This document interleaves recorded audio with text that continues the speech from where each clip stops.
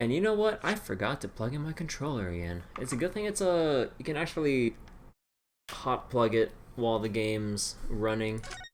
You just need to get to the main menu and then it'll start reading. There we go. Okay. So, it's been a couple days. Whoops. It's been a couple days. For past several nights, we've done just nothing but gacha stuff. Because, well, it's event time and we just gotta get that stuff out of the way. Speaking of event stuff, I haven't touched Groundblue today. I really need to get back to it again, but for tonight, the last case of Great Ace Attorney 1. I really need to get to work on exporting the rest of my VODs.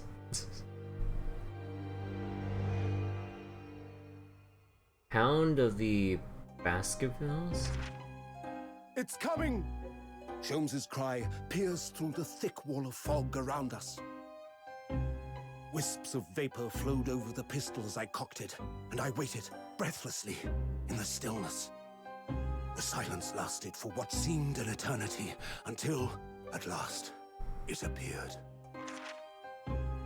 From the shadows of the cloud, an enormous beast sprang out upon us.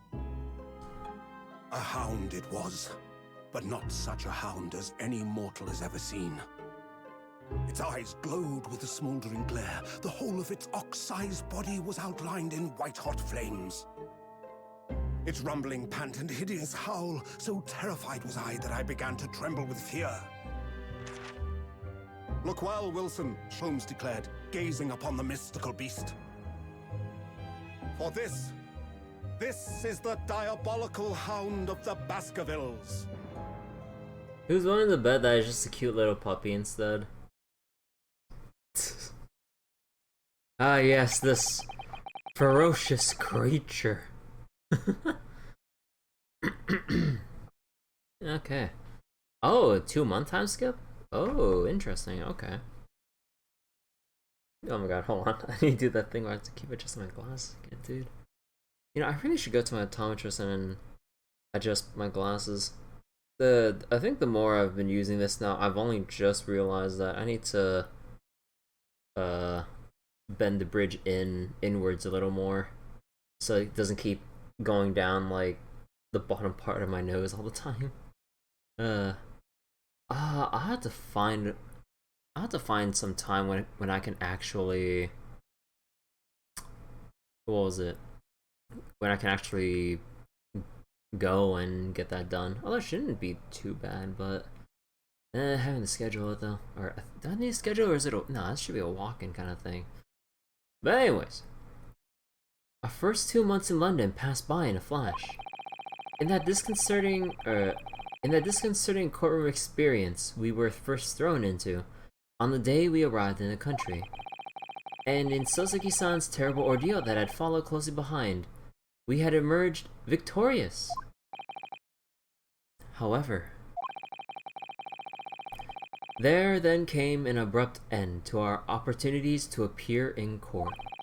Which was hardly surprising, of course, since I was nothing more than an amateur, an unknown student of law from a faraway land. So our life in our little office was very quiet. That is, until it was shattered one day by that fateful telegram. Huh? They couldn't... Wait, let me see? What's going on? So, first 2 months, after the initial experiences, we won.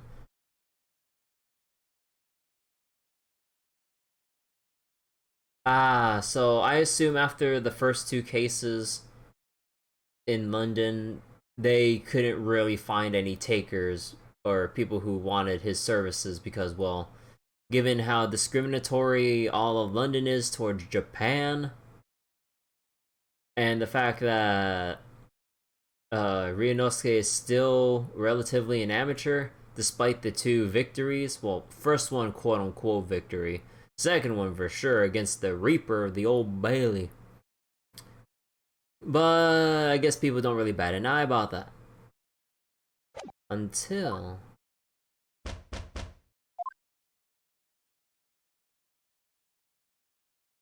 Ooh, we have a kettle and everything. Oh, it looks pretty nice now. Have it all filled out and stuff. You can definitely tell, brought a little piece of home back to London. That morning, I was woken by the unreserved knocking on the door by the telegram boy. But after he'd gone, Susato-san's behavior became very obviously strange. Susato-san? Yes!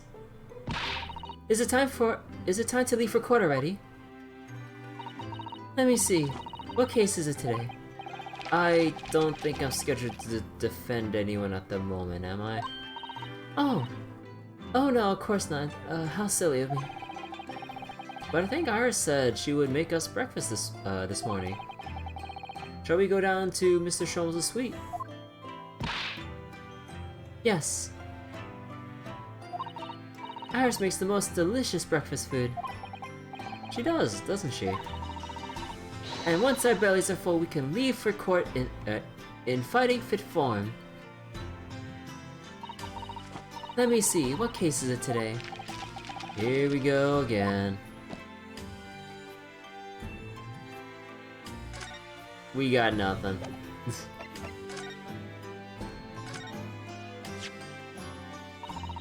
It means a great deal to me, you know. They do cherish his armband so, and wear it each time you appear in court.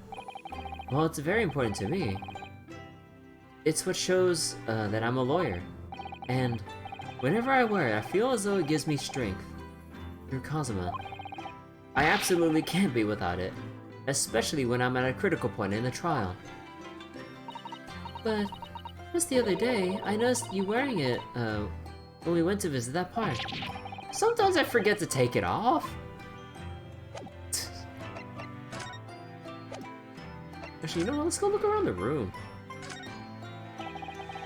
It's spring at last, and the weather's warmer now. But I really smell the fire and the steam rising from the kettle.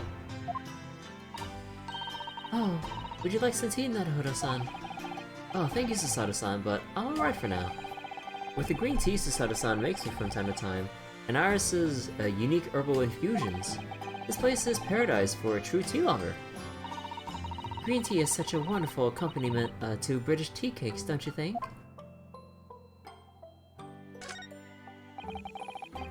So this is the tea set that Susato-san brought with her from Japan.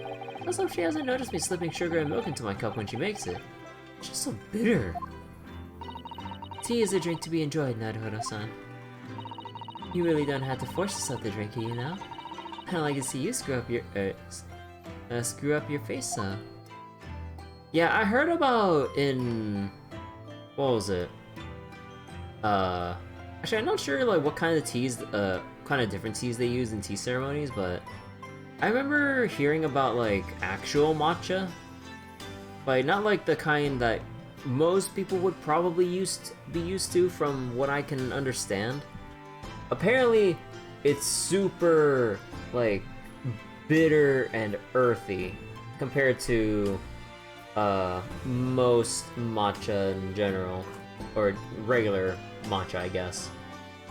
Or no, technically that kind of matcha is like what's supposed to be regular matcha, and what we have is like a different kind or something. What I really compare to like what most people would usually think wasabi is compared to real wasabi. No, it wouldn't be that different, but there is a difference. And I heard that real, like, authentic matcha is as bitter as Ryunosuke makes it out to be. I don't know, I thought that was interesting when I saw that video earlier on it. Why do they have a shovel in here? Oh, for the coal. That spade has been in here since we started renting the place. Oh, that's not a spade, Naruhodo-san. It's a shovel. No, shovels are for digging. That's for scooping loose material. It's a spade. No, spades are for digging, and that's for scooping up loose material. It's a shovel. I don't want to dig a hole for myself, so let's leave it. We got two English experts here.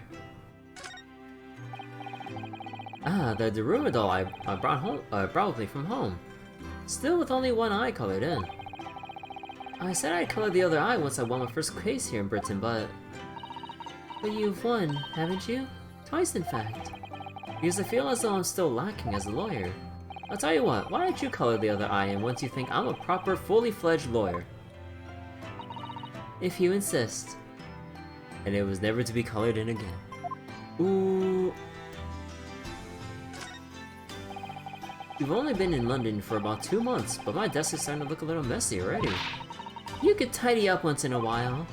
Susato-san, I always say, making a mess is a small sacrifice to being able to further your studies.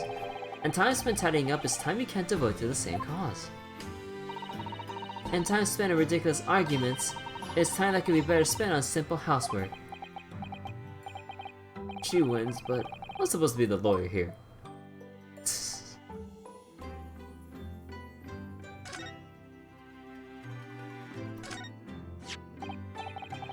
Ah, this must be the telegram. Let's see. Oh! No! You mustn't look at that! Not under any circumstances! Alright, I won't! I'm sorry, Naruhodo-san. We can be very mischievous at times. Or mischievous. Then put the telegram away if you don't want people looking at it.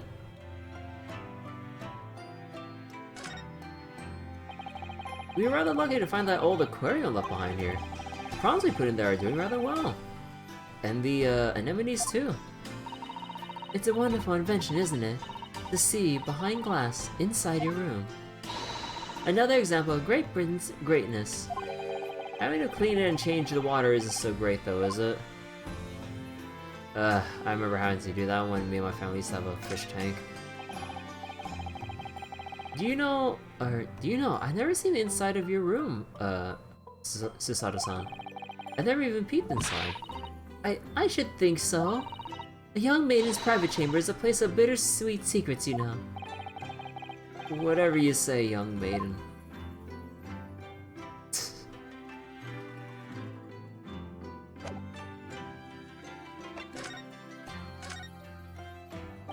So, what was it about? The telegram that was delivered this morning, I mean. Oh, a telegram? I don't know what you're talking about. Sorry, but you're not gonna get away with that. Well, I didn't think I would. Actually, don't give it a moment's thought. It's nothing. Nothing interesting. Boring, in fact. Ahem. It was just a boring old telegram. That's 3 times she's trying to fail to convince me it was nothing. I promise that I'll tell you about it at some point. Alright, I understand. I suppose Soseki-san will have arrived back in Japan by now, wouldn't he? Yes, I should think so. He left immediately after that terrible ordeal. Which would mean he should have completed the voyage already, or just be a few days away. A fortnight ago, we had that very long telegram from him, do you remember? Complaining of seasickness. But by and large, it seems the voyage has been going well. Is something wrong, Naruhodo-san? I was just wondering, what might have become of Soseki-san had he stayed in London, that's all? You mean, as regards Lord Van Zeeks, the Reaper? Yes, I cannot wonder if seasickness would have paled into insignificance in that case.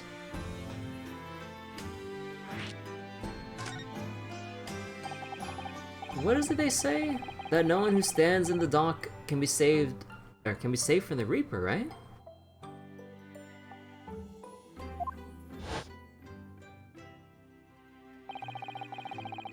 Like the way that nightmarish trial ended on the very day we arrived in London. Even 2 months on, the cause of that dreadful fire is still a mystery. Yes, but at least Soseki-san is safely out of the country now. Presumably that means that the curse of the Reaper can only take effect within the confines of the city of London, perhaps. Even if that's the case, it's little comfort. I have a terrible sense of foreboding. If the legend of the Reaper is to be believed, it would mean he wields a sort of justice himself. Kind of think of it. I wonder what he's been up to. The past 2 months.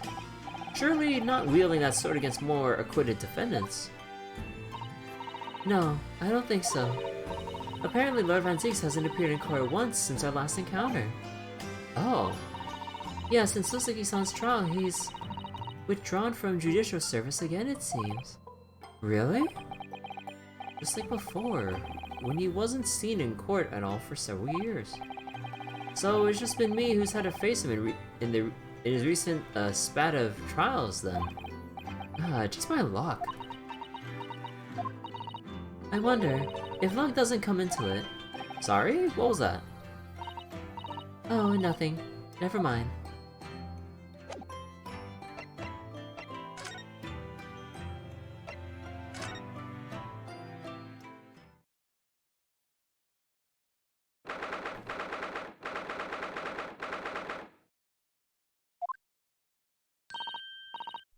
Morning, Runa.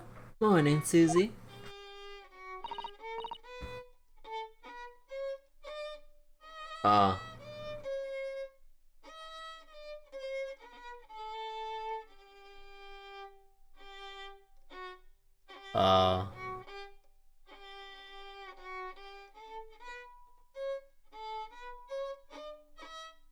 Sholmes?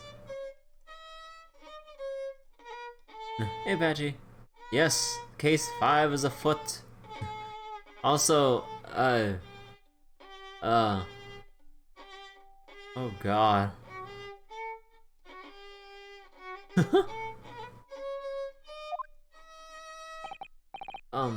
Iris. What is it, Runa? What is that terrible noise? It sounds like a cat being strangled. Ah, yes. You noticed that, didn't you?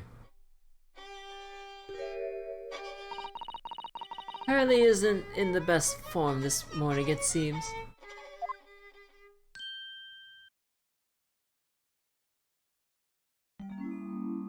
Huh? Oh, that is... Man, that is a new sound we have never heard before. Hello. Hello. Hello?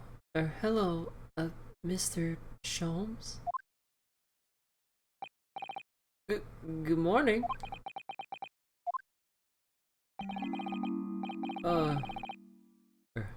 Good morning to die, perhaps.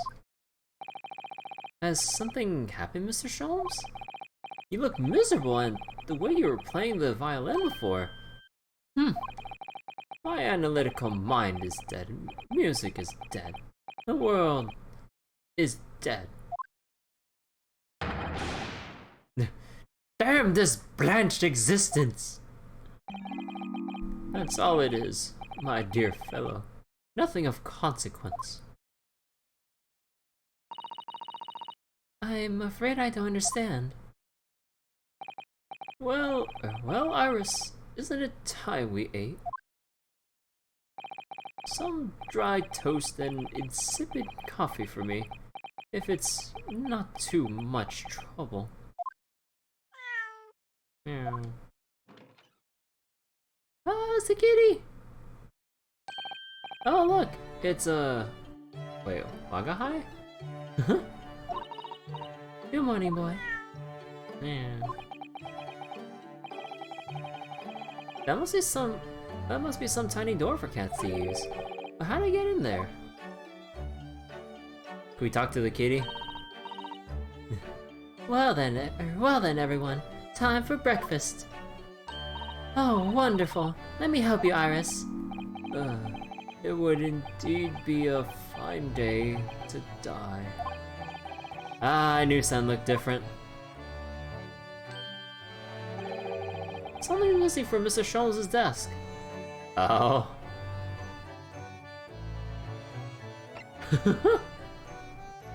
So wait, Wagahai is based on the Japanese name of one of Soseki Natsume's books. Oh, really? Oh, that's cool. How's I doing, Bretsu? You seem to be very unhappy this morning, Mr. Sholmes. What happened? It used to be the case that in my hands, this violin sung like the dawned chorus. Its melisonant tones would make flowers bloom. So wait, Wagahai wa neko de aru? Or I am a cat? Ah. It would. But now, the muses are unamused with me. The goddesses of music have thrown me over. Whatever do you mean, Mr. Sholmes? For hours I have bowed, for days even. Through the night I have endeavored to no avail. That sound, my tone, is lost. That brilliant, clear, unwavering tone, gone forever. No more recitals of unbridled emotion. Well, you haven't been practicing much lately, have you, Hurley? Don't worry, I'm sure it'll come back. Don't worry, I'm sure it'll come back to you in time. Heed my words, Mr. Naruhodo. The goddesses of the arts are fickle. One day they bestow genius on a man, the next they unmercifully withdraw it. Sounds like someone just got lucky stringing together some nice sounding notes. Oh dear. Ah! Why is this happening to me? Hold on. If they take the turn I have for the violin from me, what is left for pity's sake?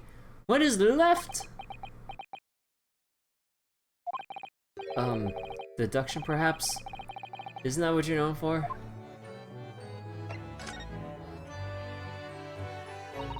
Mr. Sholmes, I don't like to pry, but your desk looks rather empty today. Ah, well done, Mr. Sato. Your observational skills do you credit. Oh no, Mr. Sholmes. They pale into insignificance when compared to yours. You'd struggle not to notice, wouldn't you? I mean, Hurley's great, analytoscope. Oh, that's at, Windy's Banks now. Sorry? It's at, Windy Bank? No, Windy Banks, the pawnbrokery. Pawn... what? You mean you pawned that enormous machine of yours? It has some considerable value, you see, quite undeservingly. But isn't it a very important machine for your work? I do wish you had consulted us if your situation had become so desperate. I should have gladly passed what little income I have to you.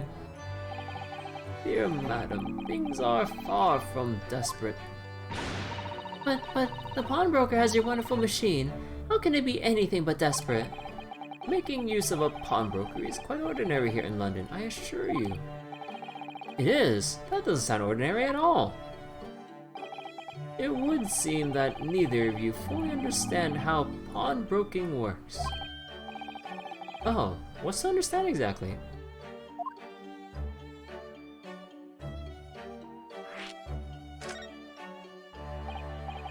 What did you mean when you said we didn't fully understand how pawnbroking works? To find the people of London, pawnbrokeries are akin to banks. Banks?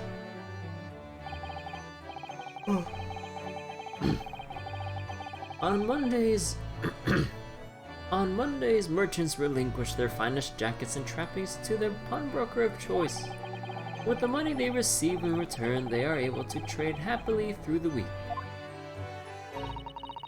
And then on Saturdays, they go recover their things using the money they've earned.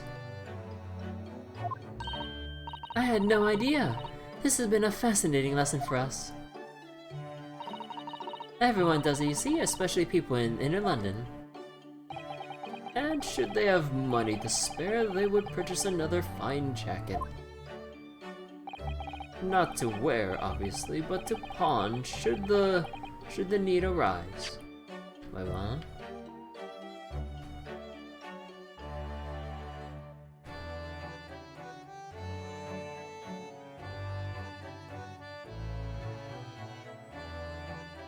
Recover.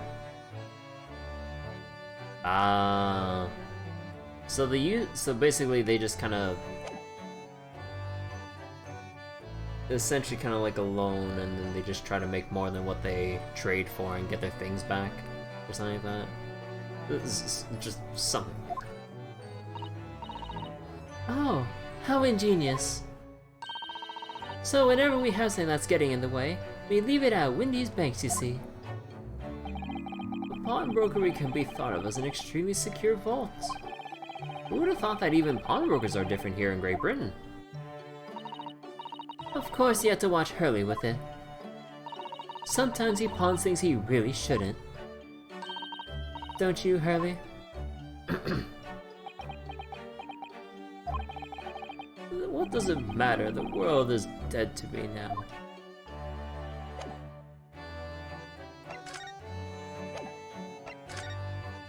Hey, wanna look at my armband?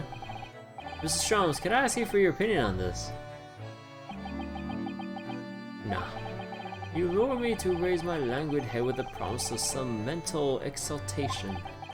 And in my morbid depression, I'm confronted with the most mundane of problems. Oh. My mind finds greater stimulation in the unforgiving monotony of the floor than your miserable offering. Always glad to help. Oh, my head weighs heavy on my shoulders.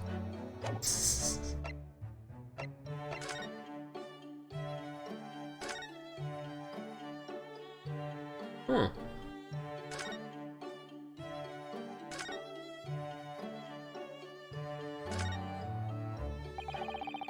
Mr. Natame's cat seems to have settled into his new home then. Oh, yes. And I've become very attached to little Waggy. It would appear his previous orders completely forgotten to him. Cats are unfeeling creatures. Their mews are as empty as the hearts of the muses. Oh my god. Aww. Oh, Mr. Natsume had no intention of taking Waggy back to Japan. I wonder why he kept him in the first place. I would expect he would have taken him if he could, but pets are strictly forbidden aboard steamships in our experience. And for good reason. Terrible things can happen if the rules of passage are not obeyed. Well, I don't mind, because Waggy is adorable. Yeah, he really is. Oh yes, what about the door? I don't remember seeing that tiny thing in the main door before. Where did that come from? Oh, you noticed. You're observant, Runo. Look, I use this. It's my latest invention. What? What is that? I call it the cat flapomat? Gosh, a machine for making doors just for cats. That's right. It can make a cat flap for a little furry friend like Waggy in seconds. And it can do it in any door at all, no matter what it's made of. It's very powerful, you see. I have a feeling it'll be of relevance later in this case. Oh my god. Wouldn't it have been quicker just to make the cat flap rather than making a machine to make the cat flap? Hey, but now we can make more cat flaps without needing to go through the manual process like every next time. You gotta think ahead about these things, Ryunosuke. Well, yes, maybe, but now I can make cat flaps anywhere I'd like. Oh, I think it's wonderful. You must make one for us in the door of our office upstairs, Iris. She really does know how to come up with unconventional inventions, this girl.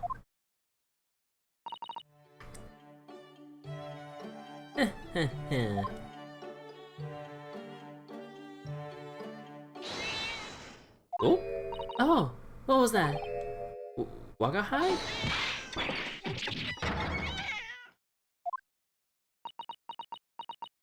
You know, I only just realized this now, Isn't it like the worst possible thing to have a cat running about in a room with as many random objects there are on all these different shelves, tables, and everything? You know? Oh boy.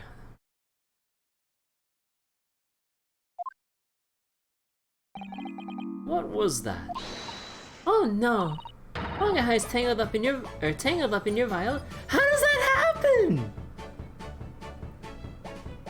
How? I thought I just knocked over something. How did it get tangled up in a violin?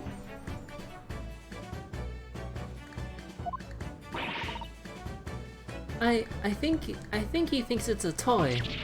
No. What's he doing to it? Oh dear, Mr. Shaw's precious violin. Why should I care? What? I shouldn't be surprised. The cat is more accomplished musician than I now. Mr. Jones really is in poor spirits, isn't he? Well, anyway, I'll put it back where it lives. Shall I, Hurley? Out of the cat's reach if possible. Maybe we should assess the damage.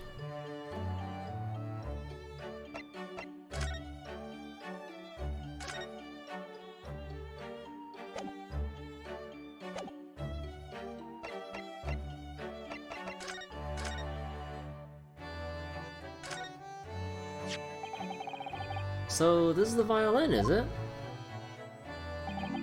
It's a Stradivarius, one of the finest violins in the world, made by the renowned Italian luthier Antonio Stradivari. Oh, I see. It doesn't really look like anything special to me. I happened upon it, covered in dust, languishing in a pawn shop down a nondescript back alley.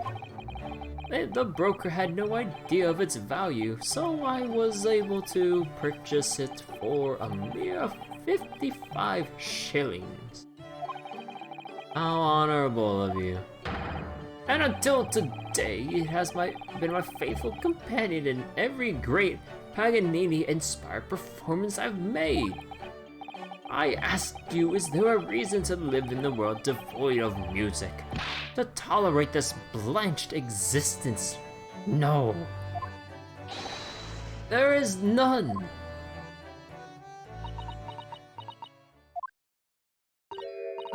Mrs. Sholmes.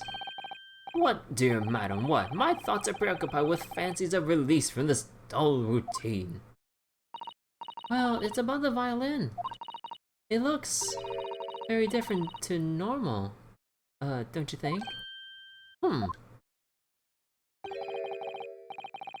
What do you mean, Mrs. Sato? Oh, Susie's right. Yes, the tone of the wood is completely different. And that's not all. I'm sure there was no crack here before. Someone stole it? Wait, it's not even the right size, is it? What's this?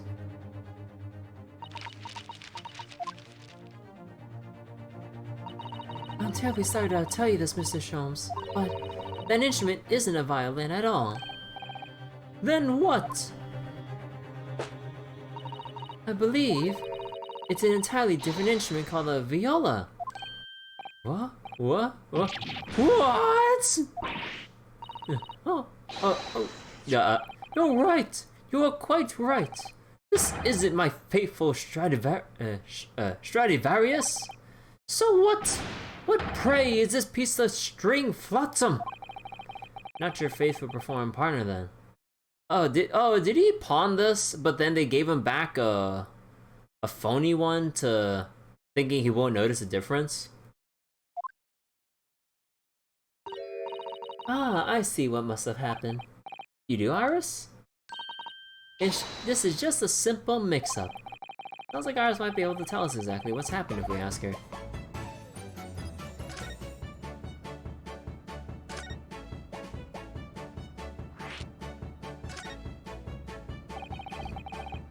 What do you mean by a mix-up, Iris? Well, you see, this viola, I mean, was at Wendy's Bank until last week. At the pawnbroker's. Now Mr. Sholmes' beloved musical partner. There is a proverb from the East with which you are no doubt familiar, my dear fellows. He's in brighter spirits now. Always let a beloved child travel. Yes, indeed. So you send your beloved violin to the pawnbrokers and hope that it will experience personal growth. Oh, what a wonderful idea!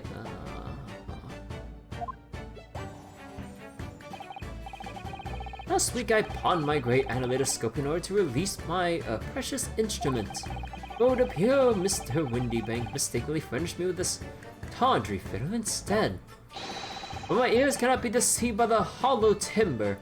Or timbre? No, timbre. Of this piece of timber. No, but your every sense was deceived by the fact that it just had strings. Pshaw, a fine state of affairs this is. And why I always say, Mr. Naruhodo. Never trust a pawnbroker. They will try to fiddle you every time. But earlier you told us that you could think of a pawnbroker as an extremely secure vault.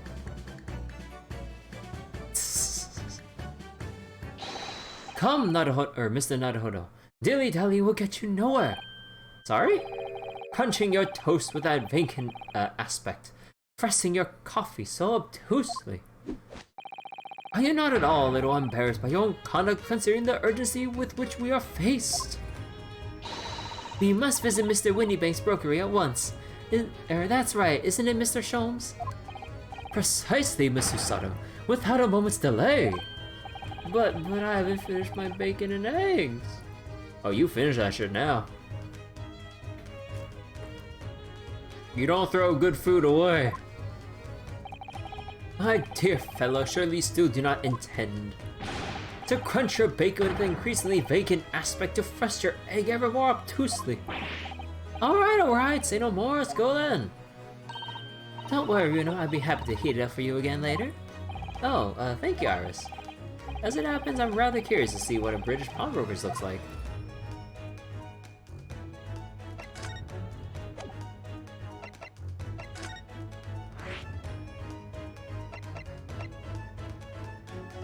Huh. Can we just go can we skip straight to it, or are you just gonna end up in Baker Street? Oh, we can skip right to it. Also, I just noticed something. I need to turn on the fan in my room. I was wondering why I was getting hot in my room. We're back.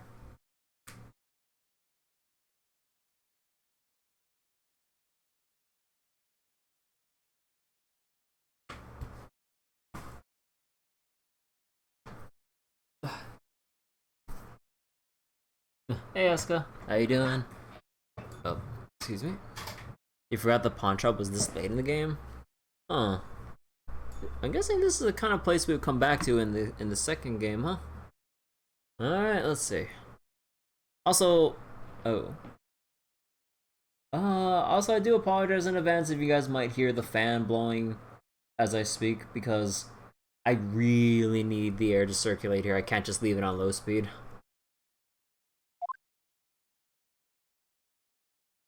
Although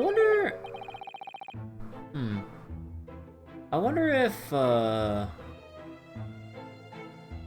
should get a little folder to block the air from where this positioned.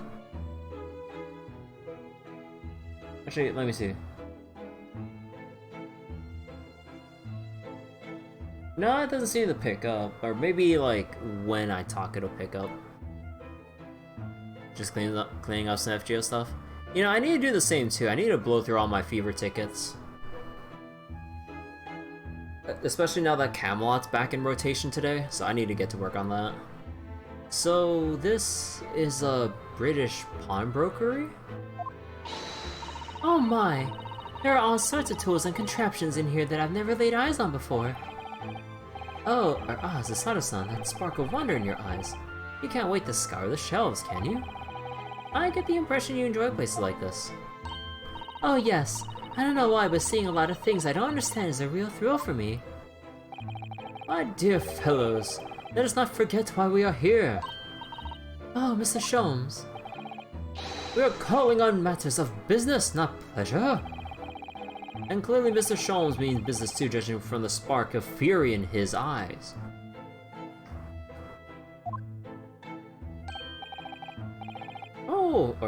Mr. Sholmes, sir. Welcome back. Did you hear that praise and welcome? Well, yes, we are potential customers after all. We are disgruntled customers, Mr. Naruhodo. It's time to inform Mr. Windybank of our ire. Come, the fight is afoot.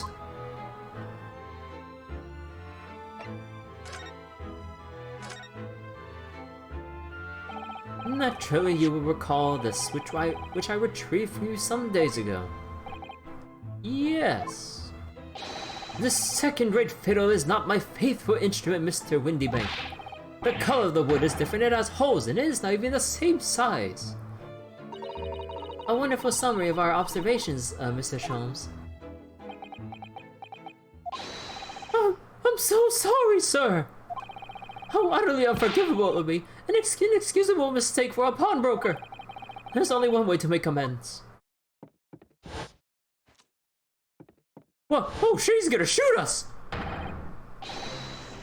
Oh. Oh, you do not practice trigger discipline, don't you? Oh shit.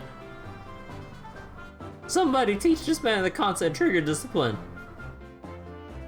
I shall have to take my own life. I don't think that will be necessary, do you? If I may just say one thing before I pop off. Ah, yes. It was you, sir, Mr. Sholmes, who took it upon himself to remove the item the other day, I believe. Sholmes. Sorry. As I recall, I entered the store to fetch your violin when I heard, ah, here it is. You did? Sholmes. Oh, when I returned to controvert you, you had taken the viola and left, sir. However, there can be no doubt that the blame lies firmly at my own door for allowing you to leave. I shall not grumble or grouse any longer. May this guilt die with me. No, stop, my dear fellow, the fault is mine. It's not loaded, is it? Whew. It would appear that the fight is over. I do humbly apologize, Mr. Windybank. Evidently, my questionable disposition precipitated this tragedy. Well, you wouldn't be Mr. Sherlock Holmes without that without that questionable disposition now, would you? I do believe you may be right, sir. It's either laugh or cry, I suppose. You are, it must be said, one of my more challenging customers. I need to remind you of the peculiar collection of items you've brought through my door in the past. Oh, peculiar items. In the extreme, ma'am, for example, the unpublished manuscript of an, eponymous work, the novels of Sherlock Holmes or such. Oh my, a new full-fledged novel? An unpublished? A story I have yet to read, you mean? Ah, forgive me! Wait, before you die, you must tell me more.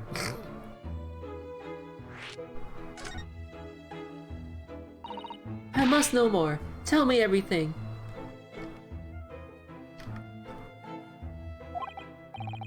Wow, Susanoo-san is really fired up now.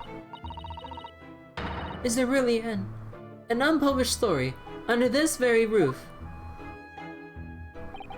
Well, one day the gentleman here brought an old metal chest, you see.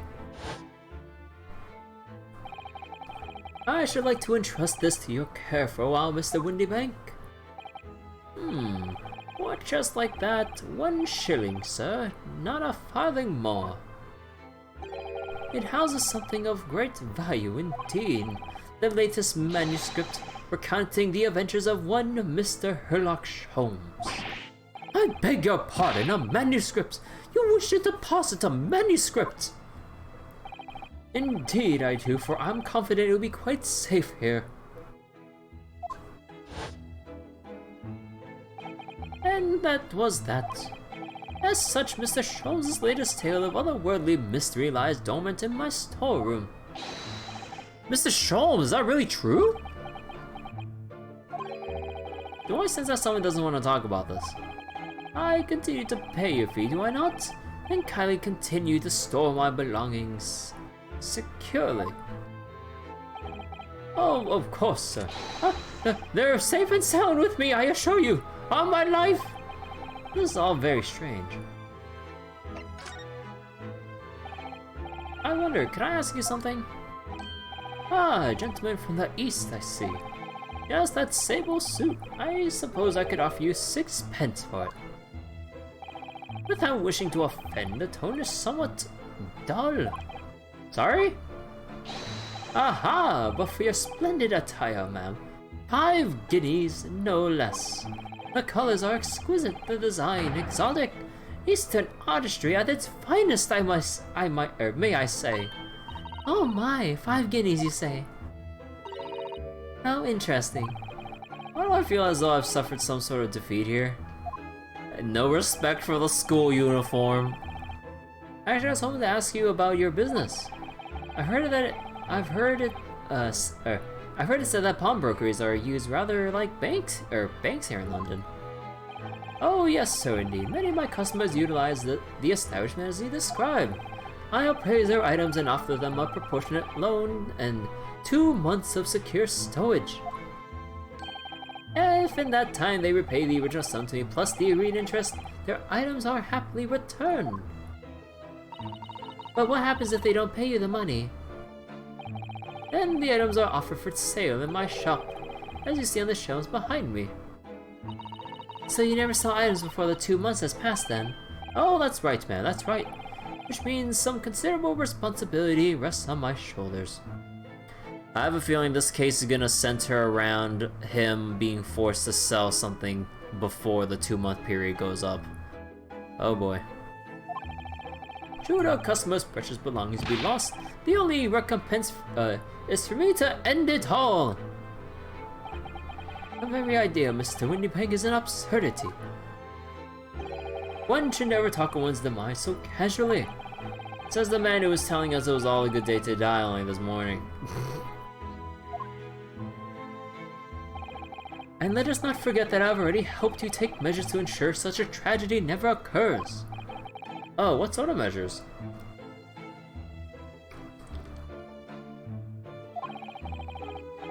I engineered a simple device which Mr. Windybank installed here in the shop. What, like a security camera? I call it the red-handed recorder. So a security camera. Is that not so, Mr. Windybank? Ah. What was that deep sigh about? Red-handed recorder. What on earth is a red-handed recorder? Use your eyes, my dear fellow. There are 2 just below the ceiling. I can see what appears to be a camera attached to some sort of timing device. Wait, is it on screen? Wait, am I blind? Do I not see it myself? Like, not the top left, but where it actually is?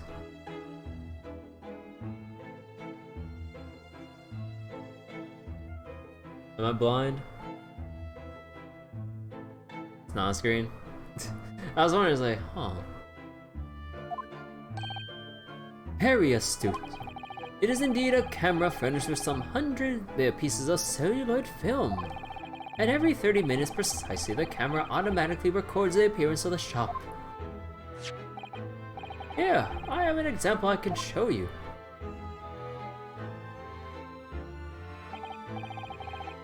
Ah yes, a print from the camera set to record the activity at the shop counter. I developed a special type of film so sensitive it produces a crystal clear image even in darkness. So Flash. Oh no, special type of film, never mind, not the Flash. You know, something scary about that doll. Really? That's extraordinary. Yes, you can clearly see the counter and the door behind it, look!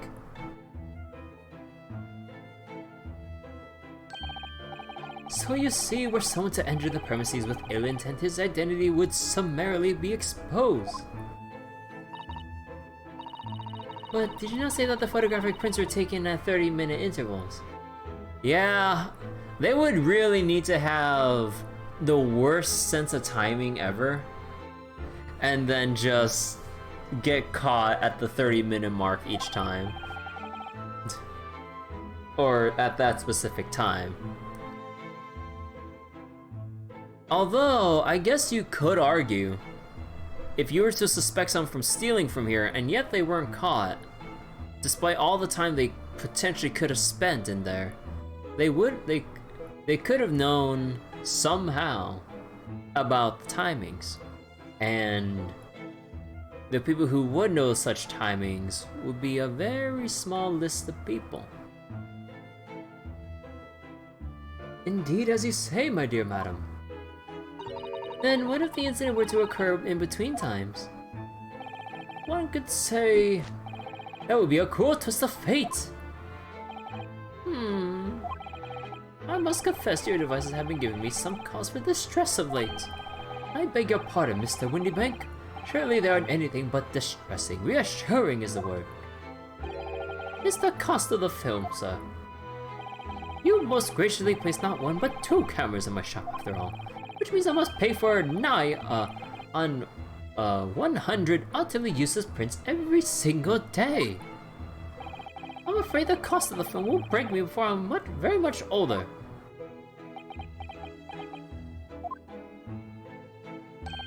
Nevertheless, a small price to pay to ensure the safety of my preferred pawnbrokery, no? My dear fellows, we are on the verge of an age, we verge on an age where safety and security come at a price. Oh, heaven help us. I mean, given nowadays. Now then, Mr. Sholmes, allow me to return you your precious violin. Ah, the very thing. Thank you, Mr. Windybank. Perhaps this might mark the end of the peculiar items you try to pop, Because if anything were to happen to one of them, this would be the only answer. I really think you ought to stop waving that gun around so someone could get hurt. Fear not. Sorry? I've only loaded a single bullet, so no one but myself could be possibly harmed. You're really playing some Russian roulette there. That's not really what I meant.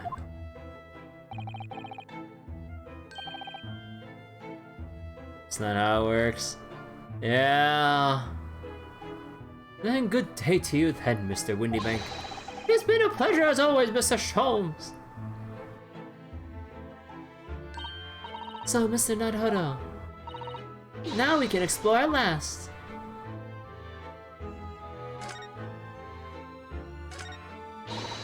Look at this. What could this lovely, big, shiny box be?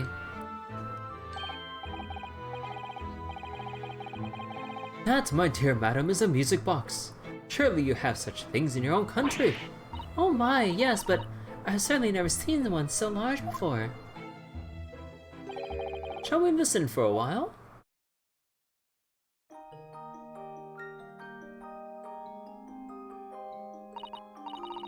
Ah, what a sublime sound. It's like the music of angels.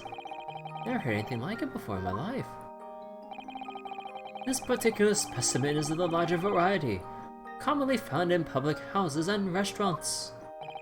There is a metal disc inside which denotes to be played or recorded. Simply by replacing the disc with another, any music you care to imagine can be played. My goodness, what a simply delightful machine. Indeed. Though their popularity has waned recently with the development of the gramophone, of course. Ah, science and technology advance at such an overwhelming pace.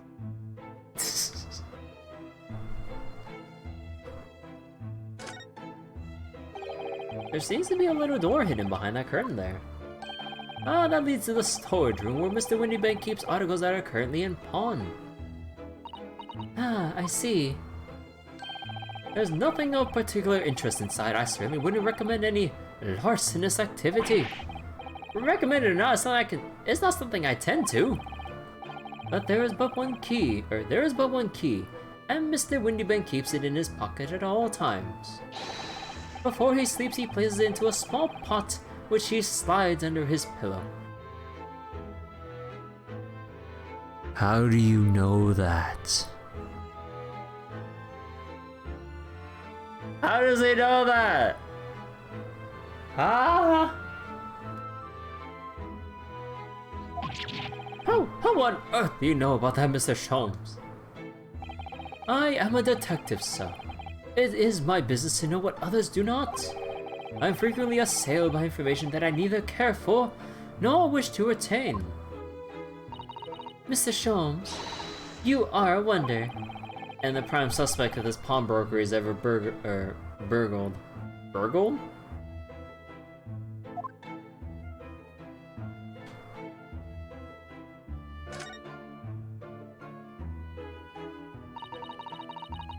Look at that enormous ledger on the counter there.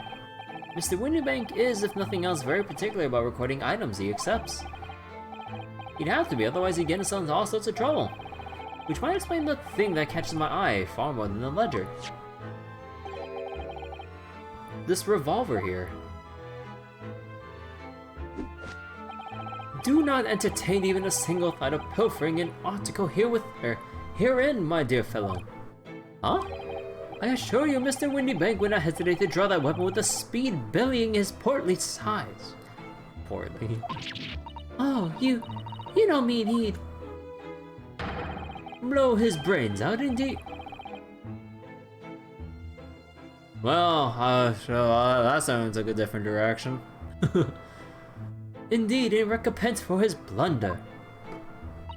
Oh my. But in any case, of course we would never do such a thing. How could you even suggest it?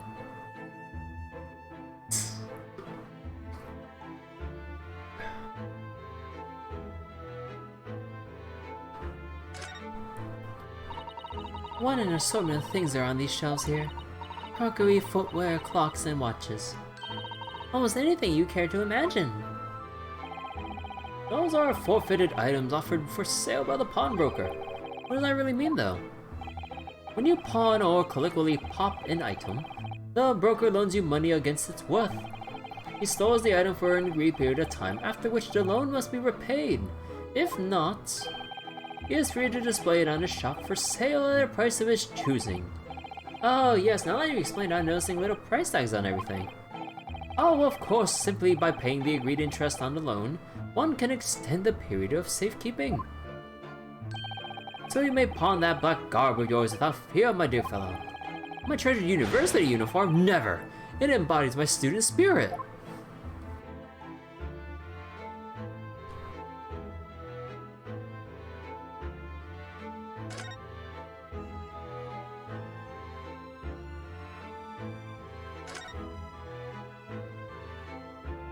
April 15. That's not a calendar you can easily miss, is it? 15th April. Today's date.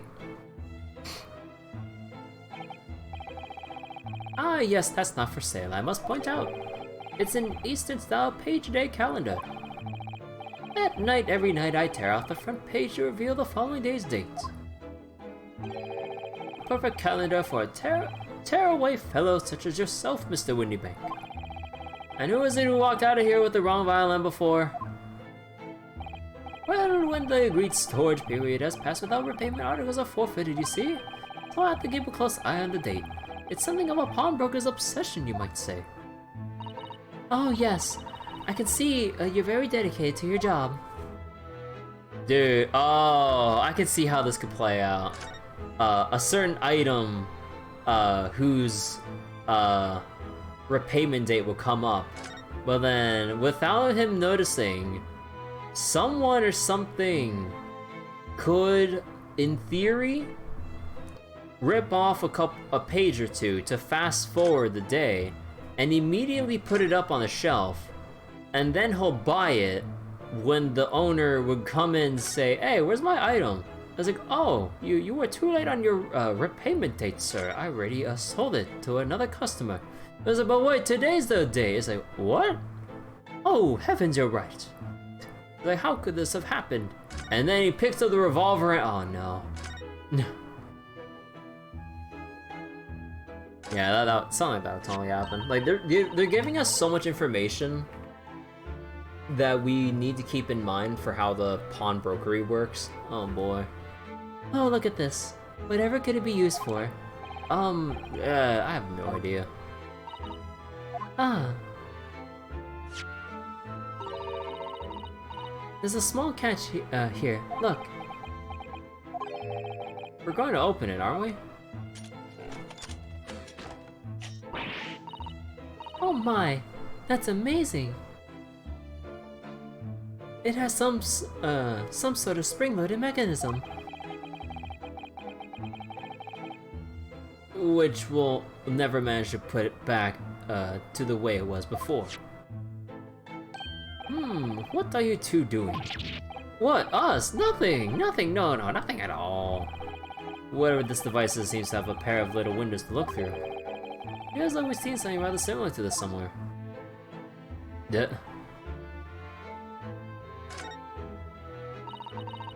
Now, what do you suppose this rather large, enormous machine does? Seems to have two little windows for looking through. Allow me to enlighten you, my dear fellows. What you are looking at is a stereoscope. A stereo, fascinating. It is aptly named, I assure you. Look through the eyepieces and see for yourself. Oh, I should be delighted to. Excuse me a moment while I just have a look. Just before you do, there's something I should point out.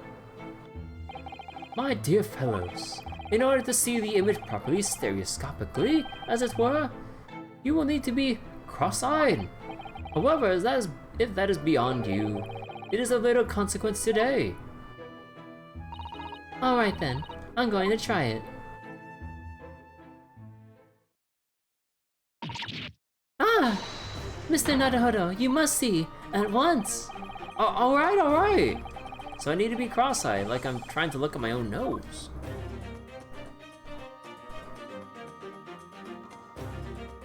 Oh, it's 3D! What the? I don't believe it. It's just a photographic print, but it seems like you could reach out and touch it. Ah, yes, the sense of depth is startling, is it not? Stereoscopes are one of London's many fads. They are often found in little stalls in the park. People queue for hours to see them. Why? Why are people meddling with such black magic? Technology.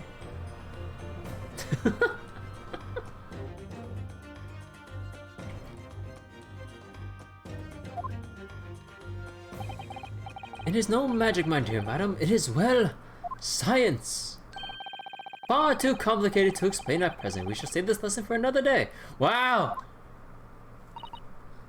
Oh. What? Only tuppence for it? That ain't fair and you know it. The article is barely with a penny miss. I can't offer more. Oh wait, I'm getting voices mixed up here. Sounds like there's an argument brewing over by the comment. Come on, that can't be right. Have you ever had a proper butcher's at it? I've seen all eight. Oh, it's that one girl with the smoke grenade launcher, isn't it?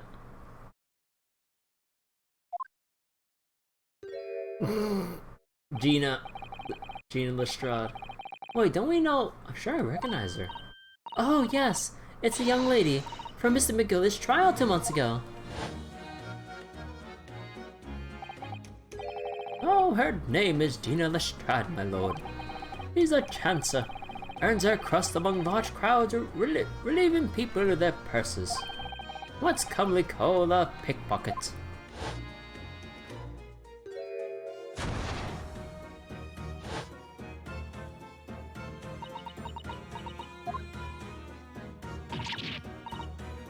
Go ahead and pen it, you lot. Oh shit! Oh, hello, Mr. Strahd. I hope you've been well. Eh? What you remember me then, do ya?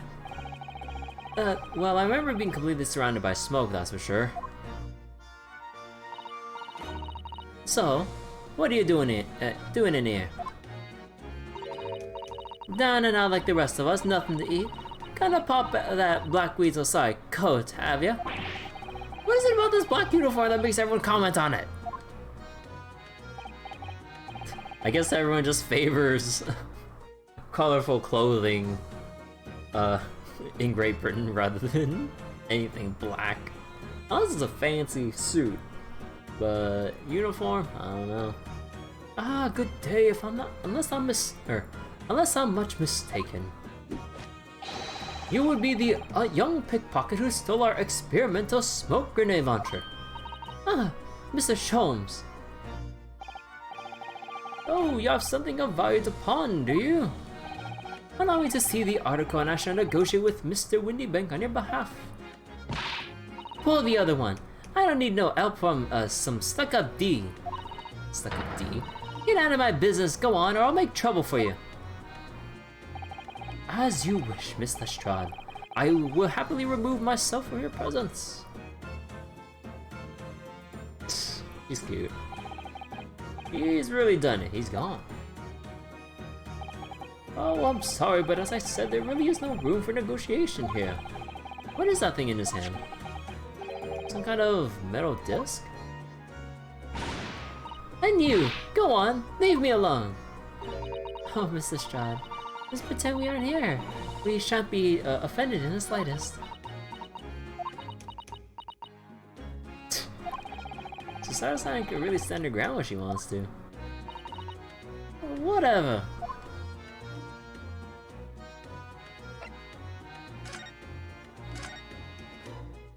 So somehow I didn't really think you were the sort of person who'd use a pawnbroker, Mr. Strahd. Yeah, well, I am, alright. I'm a Londoner. Just like everyone else. That a problem, is it? No, not at all. It's just that, well... Oh, I get it. I know what you're thinking.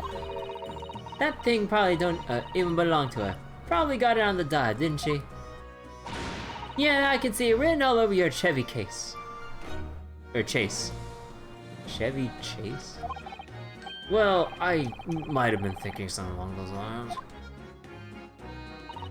You're not going to deny it. You're not going to deny it, Mr. Naruhodo. Alright then, I'm gonna come out and ask you straight. Do you pawn things that you steal from other people? Well, I don't know how best to answer that, really. Suppose, sometimes. You're not going to deny it either, Mr. Strahd. But not this time, alright? I swear! Nothing belongs to me! The disc that Mr. Windybank is holding? Perhaps we should see what he has to say about all this.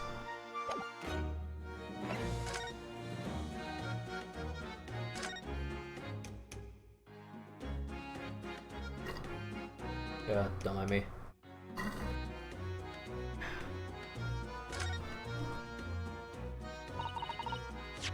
Mr. Windybank, what exactly is this metal disc that Mr. Strahd has brought in? It seems to have hundreds of tiny little bumps on its surface. Oh, this is a music disc, you see. We're used inside a music box. In a music box? What? You don't even know what a music box is? Tis, you Eastern ain't too savvy, eh? Well, I know what a music box is, I just never seen one of these discs before. All the small protrusions on the metal disc encode the tune to be played on the, by the music box. You simply insert the disc and set the machine going and beautiful music plays. It's so incredible. Tell us, what tune is on this disc? Well, I'm afraid I couldn't tell you that. There's so many different types of music box, you see. British made, German, Swiss. I have no way of knowing which particular machine this disc was made for. Ah, I see. And that's it in a nutshell. I wouldn't have any customers for an item like this, even if the young lady forfeited it. Really? Really, I'm already offering more than I should at the penny. That's a packet of lies. He told me. He did. He said it was, well... He? Who? No, never you mind.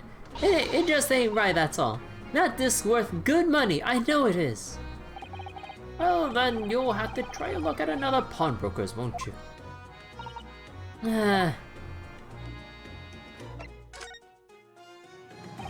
She's been in before, of course, this little tatter... Demolion? I see. And brought some dubious article or other with her every single time, I might add. Dubious? What are you trying to say? I'm an honest customer, me! So, is there something dubious about the disc she brought in today? Well, if only a word that's simple. Sorry? What do you mean?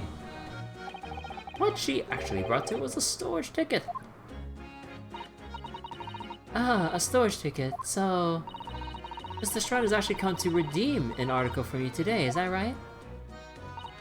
Yeah, that's right. A girl like me has a lot of stuff, what needs stolen.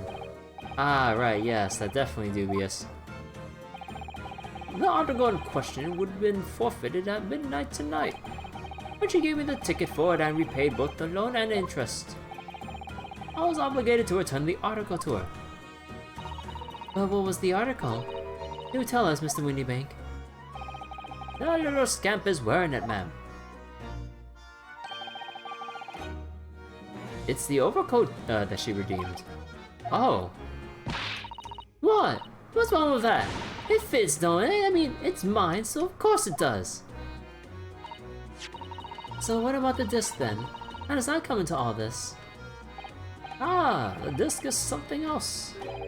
A new article to pawn, if the girl and I can agree to a price. I'm confused. I thought you said that Mr. Stride brought in a storage ticket today. Oh, it's really quite simple. Yes, the child brought me a storage ticket and the money owed on it, as you say. Or this heavy black coat which you returned to her care, as I understood it. That's right, yes.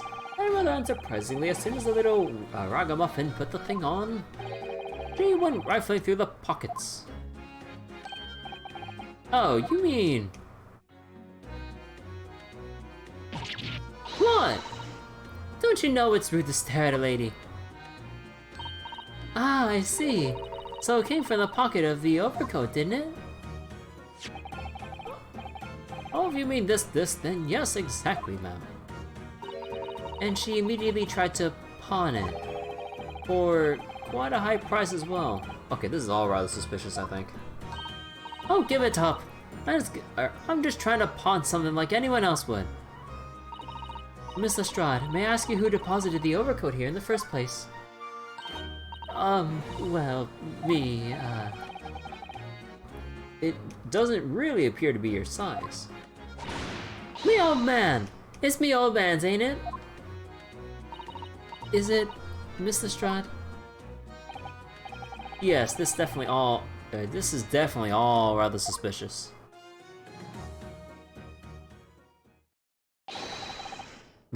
Out of my way, please. Oh. Who is this picture postcard English gentleman? Oh, he looks like a villain. Make no mistake with that very, like, bright and white color scheme he's got going for now. This man's a villain. Look at his eyes.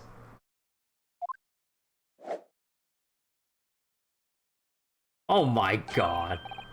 Oh, good day to you, ladies, gentlemen. What's your problem, eh? Oh, there's no problem as long as you remove yourself. I'm a matter to discuss with the proprietor. And if you intend to make a problem of it, I shall see you outside, little girl, for the hiding you deserve. Look, ain't it obvious? I ain't done talking with him yet. If you think you're such a gen, you should know to wait in line. Well, you are an impudent little brat, aren't you? As well as a pickpocket. Eh?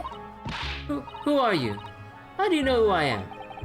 The question is, how do you not know who I am? You haven't the courtesy to remember the faces of your victims, it seems. What? You mean from you? Broker! Yes, sir. I believe this filthy pocket thief has just redeemed an article from you, no? Oh, yes. The article in question belongs to me. I demand for it to be returned at once.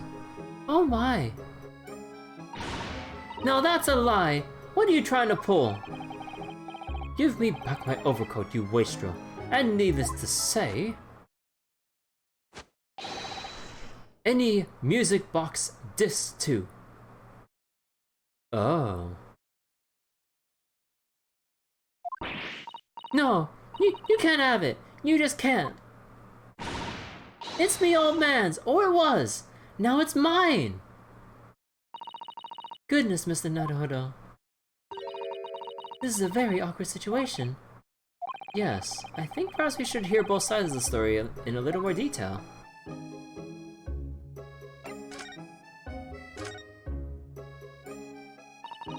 Mr. Strahd, is what the gentleman is saying... What do you think? It's all lies, ain't it? Obviously. I swear on my life, I never laid eyes on that dandy before. Oh, let's hear it now, you little ragamuffin. You stole it, didn't you? That ticket you brought in here just now. No, I swear it. I swear to God. That was barely an hour ago. I was walking along the street minding my own business when this little gutterling ran into me. I knew at once what had happened. I've been robbed yet again, I thought to myself. Those wretched pickpockets. Yet again? Oh yes, as you can see, I'm a man of impeccable style. This isn't the first time I've been targeted by these backslum scoundrels.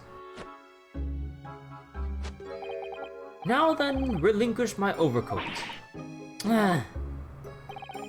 Oh, come along now, Mr. Strahd. Give the good gentleman his coat back. If you're going to cause trouble, I shall have no choice but to call the police. Hold on! Why does everyone think it's me? Just look at this dandy cove, and you think I'm the dodgy one? Oh, I'm sorry, no one's going to believe you. Well, what about evidence? Yeah. Where's your evidence that I've stolen something, eh? Come on, let's see it.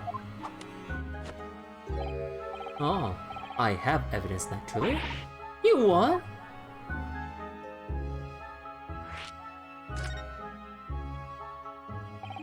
Evidence that the article Mr. Strahd redeemed actually belongs to this gentleman? Of course, we only need to consult Mr. Windybank's ledger to know the truth. We'll be able to look up the name of the person who deposited the article in the first place. Oh yes, brilliant! I'm very sorry, but I'm afraid that won't be possible. Oh. I never ask customers' names. That's a strict policy of mine. But why not? Well, now, as you can imagine, some of my customers have circumstances to consider. A great many of them prefer to maintain their anonymity. Yes, I see. But then how can you know if an article belongs to the person asking to redeem it? Oh, it's quite simple. Good sir, might I trouble you for the watchword associated with the article in question? Of course, it's... Professor. Oh yes, that's right. And all the evidence we need. This gentleman is the rightful owner of the article, without doubt. A watchword? Interesting.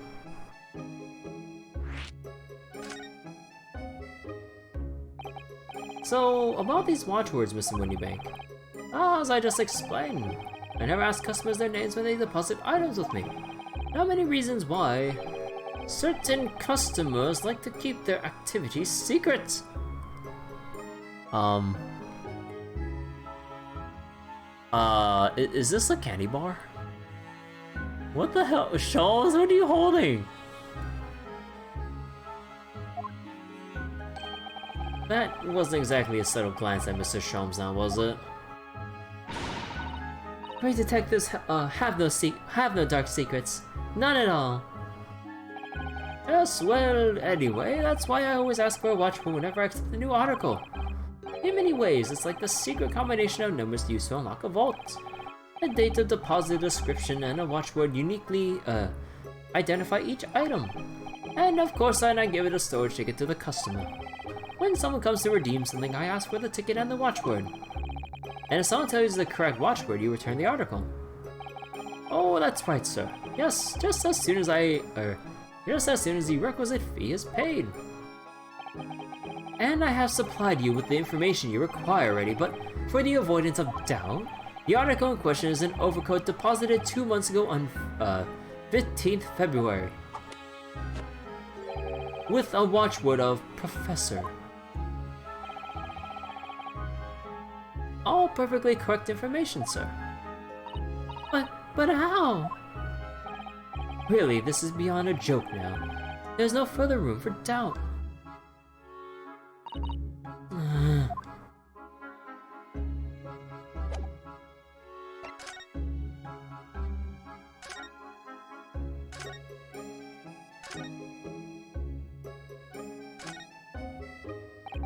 Excuse me, but who are you? One would expect the inquirer to introduce himself first. Though clearly you are not British, so perhaps our ways are foreign to you. Oh, sorry, yes. We're from the Empire of Japan. We're studying here. Oh yes, Japan. I've heard of talk of the place.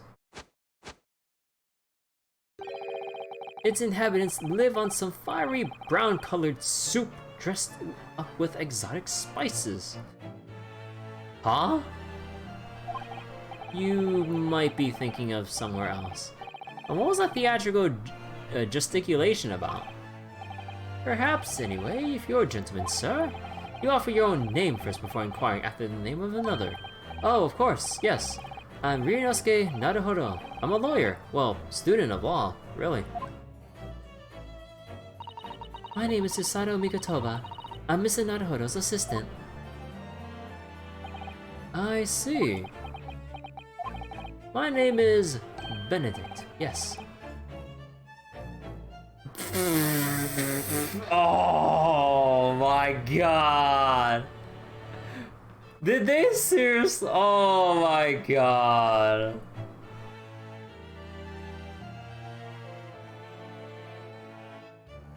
Oh, hold on, I can't.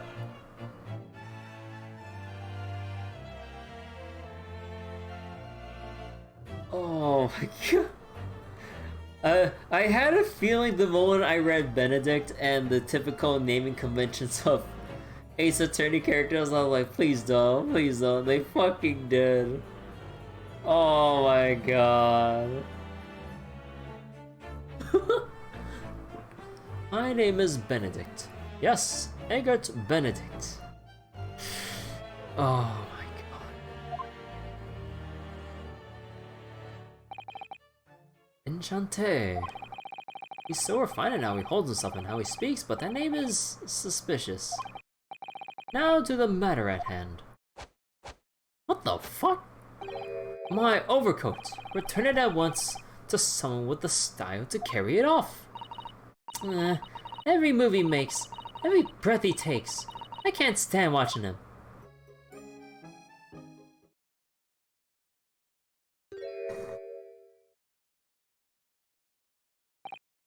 So let that be an end to the matter. And thank you for your custom, Mr. Eggert Benedict, sir. Hate that pun, I know. With reasonable rates of interest, I may even decide to come back. This is why I hate grown-ups. Just cause I'm a diver, everyone thinks that makes me a liar. And the contents of the coat pockets, if you please, broker. Oh, but of course, sir. Here's a disc for you. Just this one. Pardon, sir? I was expecting another. That is, I deposited another. Another disc? Oh dear. I regret to inform you, sir, that was what was deposited with me. Was merely the overcoat. The disc happened to be in one of the pockets, but I was completely unaware of it until now. So, Gutterling, you're hiding more what's rightfully mine, are you? Says who, eh? I don't know nothing about it. Very well. Then I shall bid you farewell. Say goodbye to style. Wait a minute, that disc is mine. What do you think you're doing, you little tramp? You've drawn blood, you filthy animal. Oh my, yes, there's blood on the disc. Because of all those sharp little bumps. That man must have scratched his finger on them. I found it first, alright? I mean, it belonged to me, old man. So you're not having it. Oi, you, take it. Me? If I hang on to it, don't have it off me again. So you keep all of it. Mr. Strahd, why is this so important to her? You there, in the black livery. Hand that disc to me at once, please. No, don't. He's lying. Grown-ups are all liars. What do I do now? How am I going to resolve this? In court!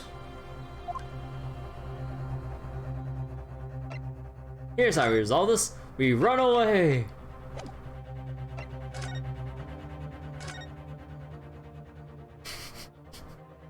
Hey, Sholmes.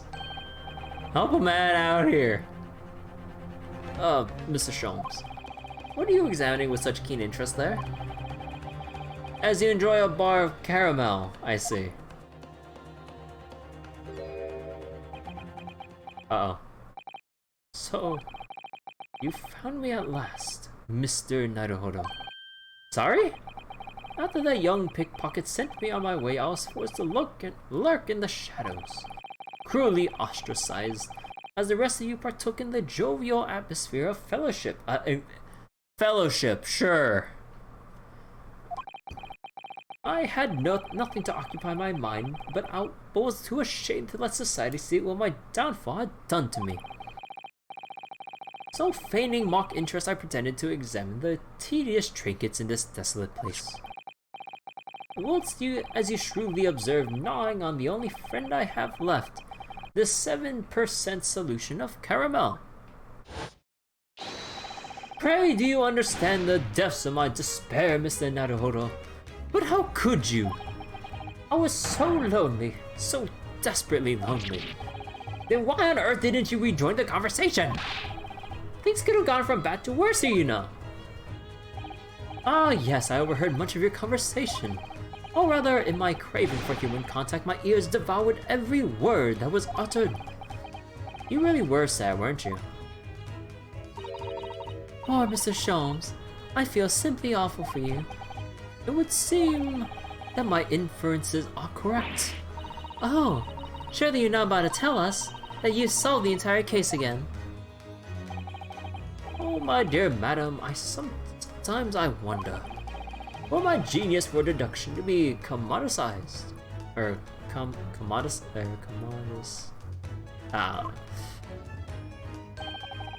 How much could I pawn it for? It seems Mr. Sholmes has had another one of his flashes of inspiration. But who knows if it will help resolve the situation between Mr. Strahd and the mysterious gentleman? What's the right thing to do here? Nah, listen. Oh man, here we go. Well, Mr. Strahd, it would appear you find yourself in something of a predicament.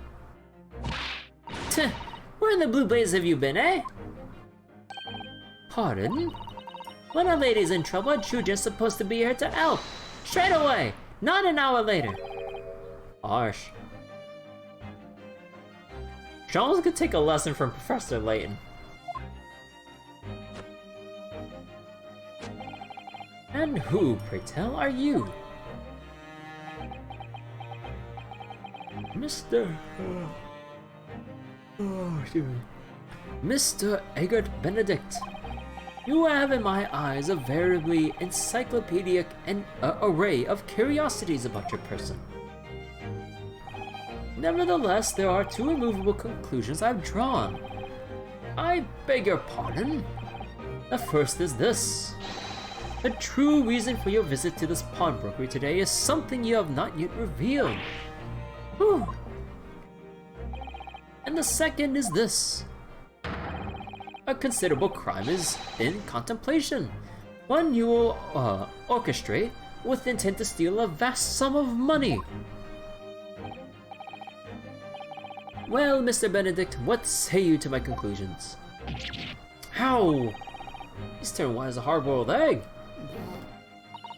It would seem that once again, Mr. Jones has made a flawless deduction. Just who do you think you are, sir? Ah, yes, as I hoped. That is precisely the pained expression I was looking for. So, shall we begin? The time has come for yet another Sherlock Holmes's logic and reasoning spectacular. After this little restroom break, because I really gotta pee. One moment. I need a minute, be right back.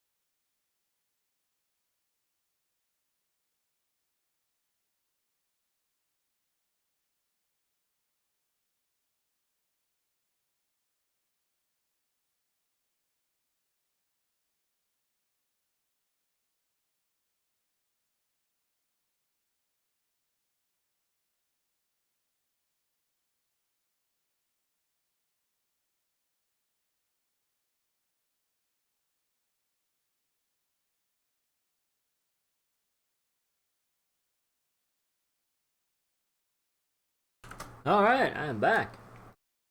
I need a moment to sit back down. Ugh. Take this off too. Alright.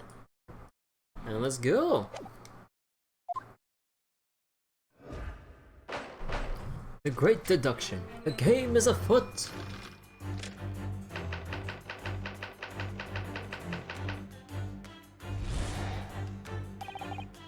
First of all, we must ask ourselves on what business you ventured to this pawnbrokery today. You claim to have followed this pickpocketeer, having the redemption ticket stolen from you on the street. But that is most certainly a lie. The real truth is something quite different, as revealed by that which you hold in your hand. Yes, what brought you to this shop in the first place is the staff recruitment flyer. The piece of paper in your hand is a staff wanted advertisement from this very shop. And even the most unobservant would soon realize that a man of your appearance has no need of such employ. In other words, there is an ulterior motive for your actions. The cane which you unwittingly clutch to your person exhibits an incontrovertible contradiction. What utter rot! I've had this cane for years! The contradiction of which I speak is, of course, the missing furrow. The end of any walking cane will be terminated with the metal furrow to protect the wooden tip. And yet, the detailed analysis shows the wooden tip of the stick to be utterly bare. You don't need a detailed analysis to know that! Therefore, there is only one conclusion. The rod that you hold in your hand, which appears to be a walking cane, is in fact no cane at all. Oh, is it one of those like hidden sword kind of canes? Dude, I like seeing those, those look sick.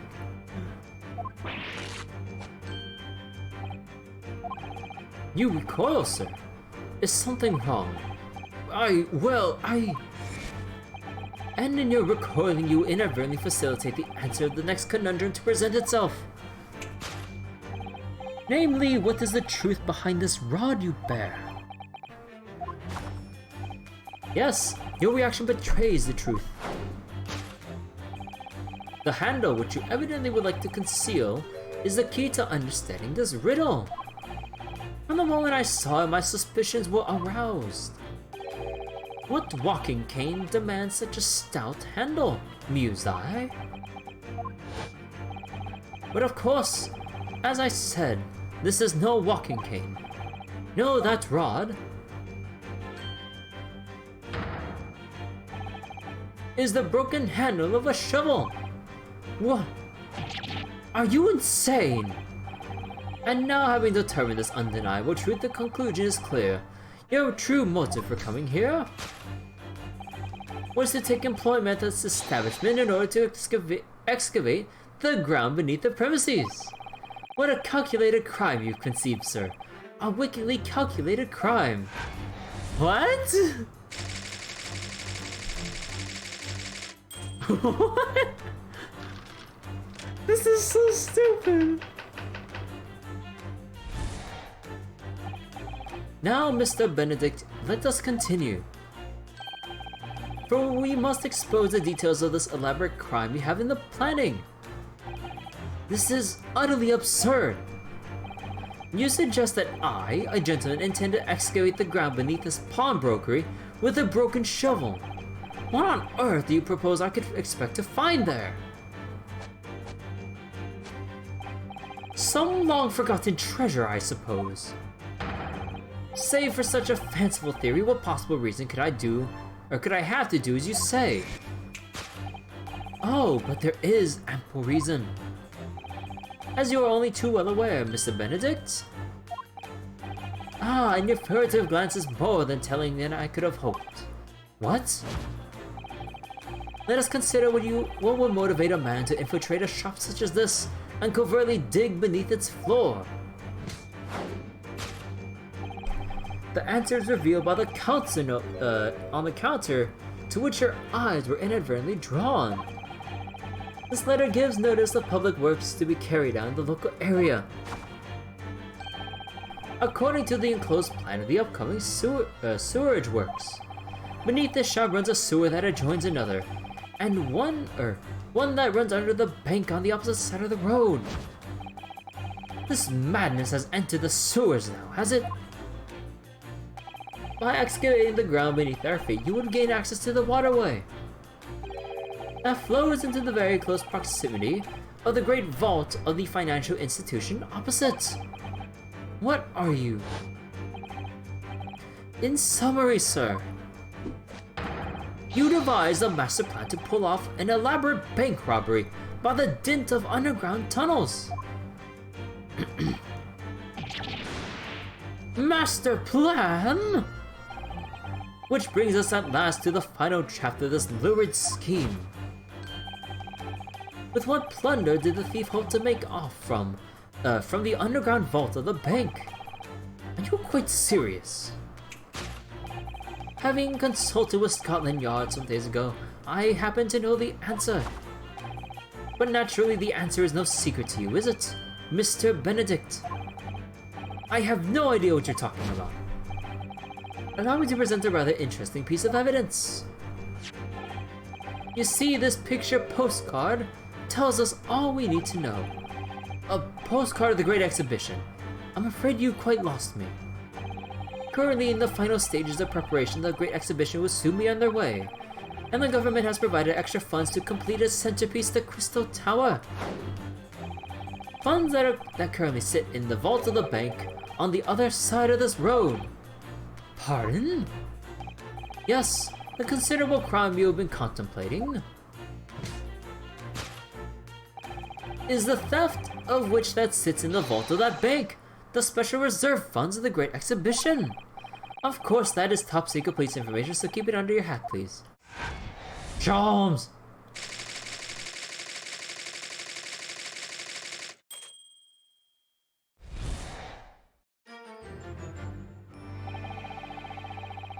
This particular deduction brought to you by the Red-Headed League.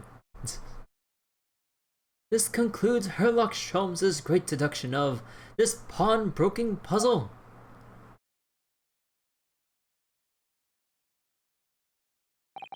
Mr. Sholmes?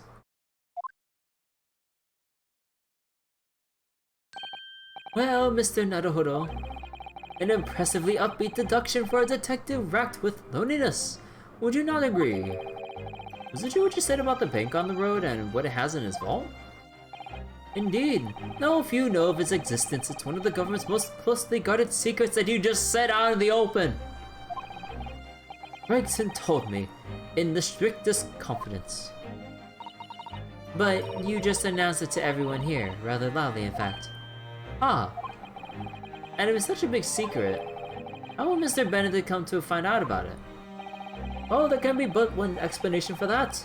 Clearly it's because the man is a criminal. But what if he didn't know anything about the money in the vault? If he is a criminal as you said, then buying a brand new shovel is sure to be the first thing he does now that you reveal the secret. Oh. Or if he doesn't, maybe Mr. Windybank will. He already has plenty of shovels here after all. Oh my life! I assure you I'm not so unscrupulous. Very well, well. Hopefully this has taught you a valuable lesson. Sensitive information must be handled with the utmost of care. Thanks. One can never be sure that someone privy to secrets won't disclose them. Once the word is out, it's out. Perhaps I'll think twice before confiding in you next time, Mr. Sholmes. An excellent idea, Mr. Naruhodo. An excellent idea. Ah ha ha ha ha. Well then, Mr. Naruhodo, you know what to do, I'm sure. Yes, let's listen to that great deduction again and see if we can massage it into shape. Very well then, let us start once more from the beginning. Of Herlock Sholmes' magnificent logic and reasoning spectacular.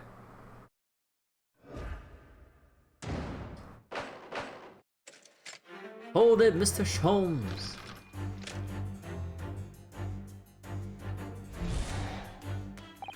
First of all, we must ask ourselves on what business you ventured to this pawnbrokery today. You claim to have followed this pickpocketeer, having the redemption ticket stolen from you on the streets. But that is most certainly a lie. The real truth is something quite different. As revealed by that which you hold in your hand. Yes, what brought you to the shop in the first place is the staff recruitment flyer.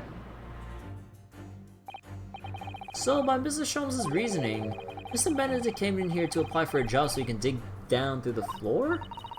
Yes, and intend to tunnel into the sewers to gain access to the money in the vault of the bank across the road. But he wouldn't get very far with a broken shovel, would he? No, I think it's fair to say his motive lies elsewhere. The question is where? What did bring Mr. Benedict here at this particular point in time?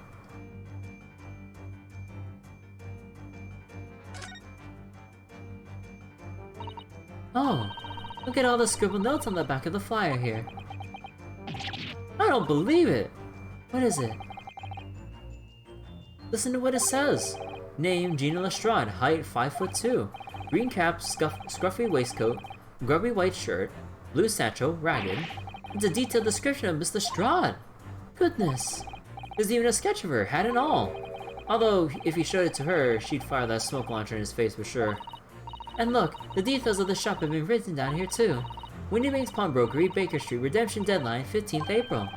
Which is today's date. Why would Mr. Benedict have all the information scrawled on the back of on the back of that piece of paper? Take that!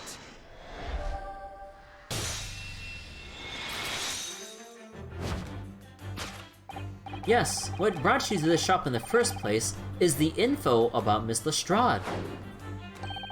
Quite so, my dear fellow. It would appear that the writing on sketch on the reverse of the flyer pertained to the pickpocket Miss Lestrade and to Mr. Windybank's pawnbrokery here.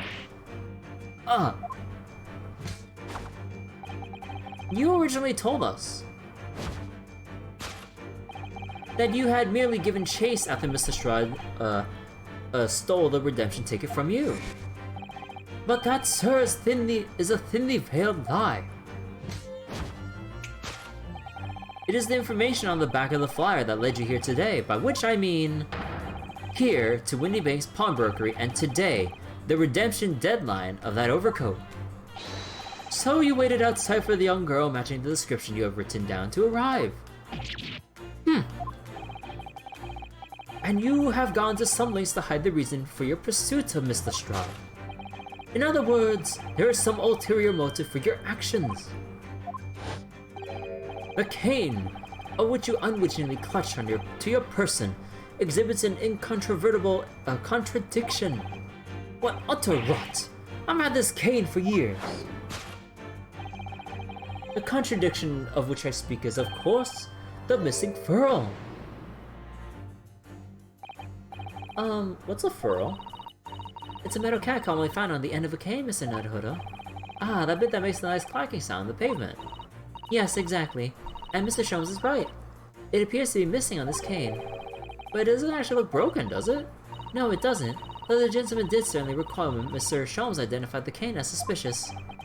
In other words, there's something secret about the cane that Mr. Benedict would rather we don't know.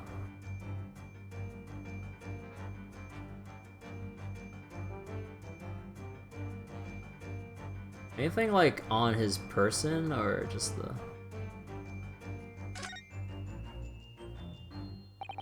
Look here, Mrs. Otto. There's some letters on the handle. Ah, yes. Those must be initials, I think. In the West, it's customary for people to engrave their belongings with the first letter of their names. Hey Bryce, how you doing? So, Herlock Sholmes would be HS, you mean? Yes, that's right. And the initials on this cane, obviously... oh. AG. Why does it feel as though that's not quite right? Take that! How about me? Oh, I'm having fun with Case 5 so far. Great deduction time. The contradiction of which I'm speaking is, of course, the initialing. Ah, most astute observation. Wouldn't you say, Mr. Egbert Benedict? You know, I've never had Eggs Benedict before. I remember seeing some videos of people making them. It looks real good. Got that name? I know, I hate it, and I love it. God damn it. Like, the moment I read the last name Benedict, before he even mentioned his first name, I'm like, okay. Knowing the localization's habits with how they love their puns, what's the first thing that comes to mind when you hear Benedict? And I'm like, god damn. Funny this comes up, you're looking at egg dishes right now, wanting to learn a new thing to cook. Ooh. Anything in mind? Oh, so I didn't read that, whoops. We are led to believe, sir, that your initials are EB. Yet, in a most possessive manner, you have in your grasp a cane bearing the initials AG. An incontrovertible contradiction indeed, would you not agree? No, you're wrong. This cane isn't. You said before that you had that cane for years. Ah. So don't try to tell us that you just borrowed it from a friend or found it in the park. Making some egg sandwiches right now? Ah. In short, though you hold yourself to be a gentleman, You have withheld your true name. You recoil, sir. Is something wrong? And in your recoiling, you inadvertently facilitate the answer to the next conundrum to present itself. Namely, what is the truth behind this rod you bear? Yes, your reaction betrays the truth. The handle which you evidently would like to conceal is the key to understanding this riddle. Let's consider the bare bones of what's happened here. Miss Lestrade redeemed that fine-looking overcoat. Excuse me.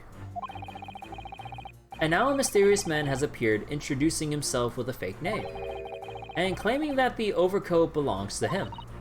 But we know that he actually identified Miss Lestrade from a written description, which suggests that everything he told us is untrue. So what we need to do here is somehow prove that the overcoat cannot possibly belong to him.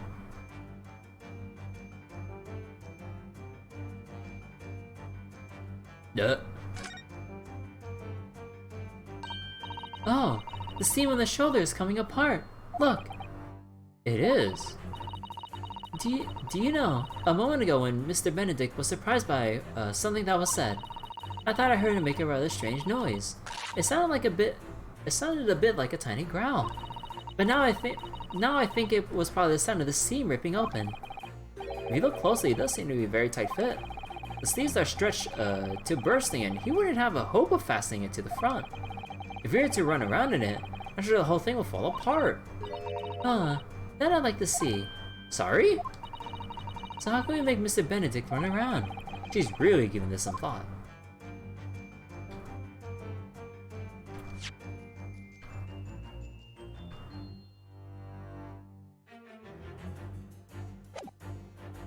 Is there anything else we can observe?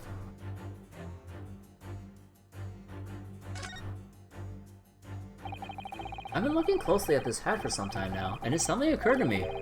That bright white top hat, like that, might just be the hat for me.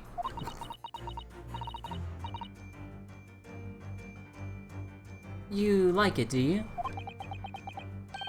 I think I do, don't I? So wait. Found a simple enough recipe. Butter in pan, eggs in, cheese over egg before it cooks. Put on toast and season or sauce to your preference. Oh yeah, that sounds pretty nice and simple. Man. Now I wanna go get some bread and make an egg sandwich with, what was it? Scrambled eggs and cheese and stuff, because I think I should still have some cheese in the, not sure what kind of cheese was it? I think it was like some cheddar cheese or something in the fridge. Well, in that case, you can see if there isn't something similar among Mr. Windybag's forfeited items. After we've concluded our investigation, we must focus on the task at hand in the moment.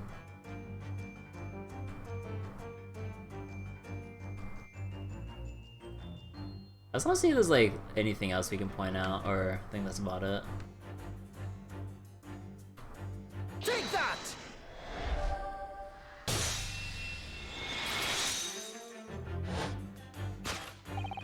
The split seam, which you evidently would like to conceal, is the key to understanding this riddle, you see.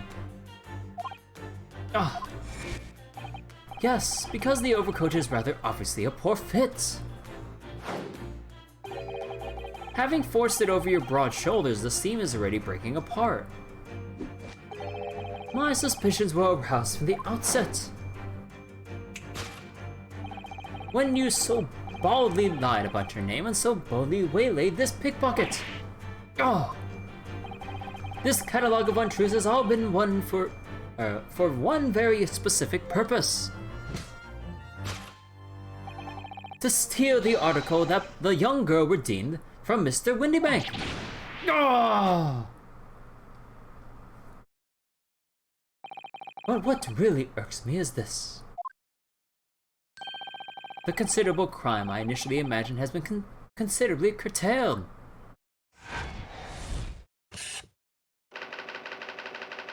To abscond with the redeemed item. Solved. You know what? Man, I really want to buy some bread now and make an egg sandwich. Now, Mr. Benedict, let us continue. For we must expose the details of this elaborate crime you have in the planning. This is utterly absurd. You suggest that I, a gentleman, designed the wheeze to filch some tawdry article of pawnage. Anytime we talk about food, Have you forgotten that I redeemed the article in a proper manner using the watchword? Had I not been the one to deposit in the first place, how could I possibly have known the relevant details? Nesepa, or pa? Nesepas? Is that silent? I don't know. But the watchword can be discovered. As you are only too well aware, Mr. Benedict. And your furtive glance is more telling than I could have hoped. What? Let us consider how one might come to learn a secret watchword relating to the pawn property of another. This method is revealed by the counter note on the counter to which your eyes were inadvertently drawn. The direction of the deduction must change rather dramatically now, I think. Yes, no more talk of tunneling into the sewers, which is a pity because it all sounded rather exciting. Anyway, you can't deny that this mysterious gentleman did know the watchword. Yes, Professor. If you didn't know that word, Mr. Windybank would never allow you to redeem the article. Or looking at it another way, if you did know that word, Mr. Windybank would allow you to redeem the article whether it was yours or not. So the question is, could this gentleman have found the watchword out somehow?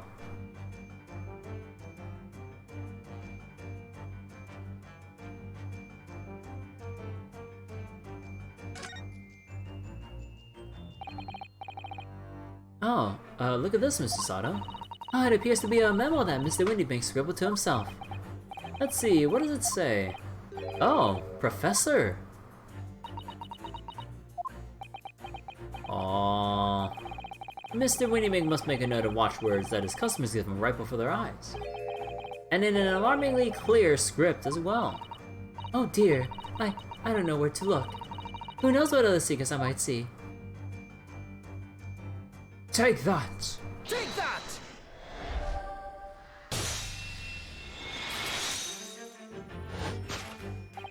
The method is revealed by the notelet on the counter to which your eyes were inadvertently drawn. Yes, the broker here allows the same procedure, or follows the same procedure whenever a customer comes to redeem an article. He asks the customer for the watchword and notes down the response uttered on a notelet he has to hand. Hold on. Oh shit. Oh shit, I just remembered. I kept this little, I kept my, part of this mail here because I needed to fill this out. Okay, you know what, I know what I'm doing when the stream's done. I completely forgot about this. Then he consults his ledger and confirms whether or not the watchword matches that of the article in question. I would expect nothing less of a diligent pawnbroker. Says the day when the stream is done. 24-hour stream, baby, let's go. But his diligence clearly has its disadvantages. Forgets it while making a sandwich. What are you talking about? It is increasingly apparent that you were present in this shop before your accusation against Mr. Strahd. In all likelihood, you followed her inside and then observed her talking to Mr. Windybank. When the diligent pawnbroker made a note of the watchword, as is his common practice, you observed him writing the word Professor on the note beside the ledger. And that, sir, was the master plan you devised to steal the pawned article from young Mr. Strahd. Master plan? Which brings us to, at last, to the final chapter of this lurid scheme. Why would you go to such lengths to redeem that particular article from this pawnbroker? Are you quite serious? For an ill-fitting overcoat hardly seems to justify the effort, much less a worthless music box disc. But naturally, you had very good reason to make them yours, didn't you, Mr. Benedict? I have no idea what you're talking about. Allow me to present a rather interesting piece of evidence. You see, this picture card tells us all we need to know. The articles we were talking about are the overcoat and the music box disc, that was in one of the pockets. Which according to Mr. Windybank isn't even worth a penny, and yet this man went to such lengths to steal them. Why? I wonder if perhaps we already have the evidence we need to explain it, Mr. Naruto. Could we? Really? I better have a thorough look through all the evidence we've collected so far.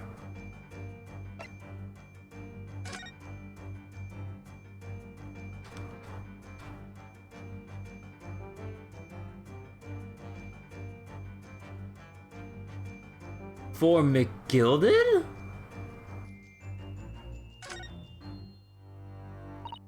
Oh, there's a little scrap of paper stuck to the reverse side of the disc. Look! There's a scribbled word or two. It looks like somebody's name. For McGilded. McGilded? It couldn't be! But it is, Mr. Naruto. A name I shall never forget, for as long as I live. But why? Why is his name on this?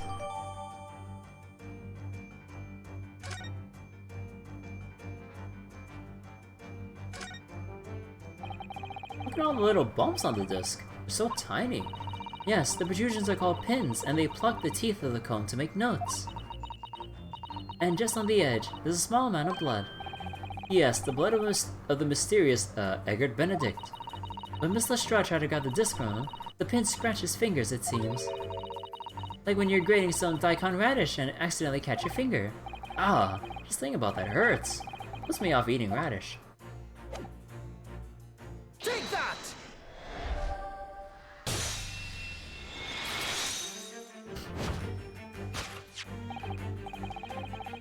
You see, this music box disc tells us all we need to know. What's that? On the back. It reads for McGilded. Oh! Ah, Mr. Magnus McGilded. The unfortunate philanthropist who perished in curious circumstances at the Old Bailey 2 months ago. A prominent man in London, though his loan-mongering demonstrated a distinct lack of scruples. So, you're an associate of his, are you? Or perhaps a subordinate? Mr. McGilded was a man of unusually small stature.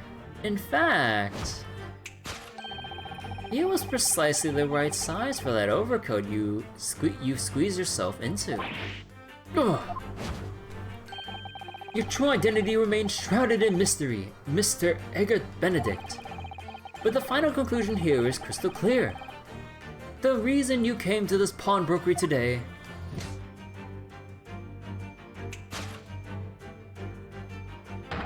was to retrieve an article left behind by the late Magnus McGilded. Oh!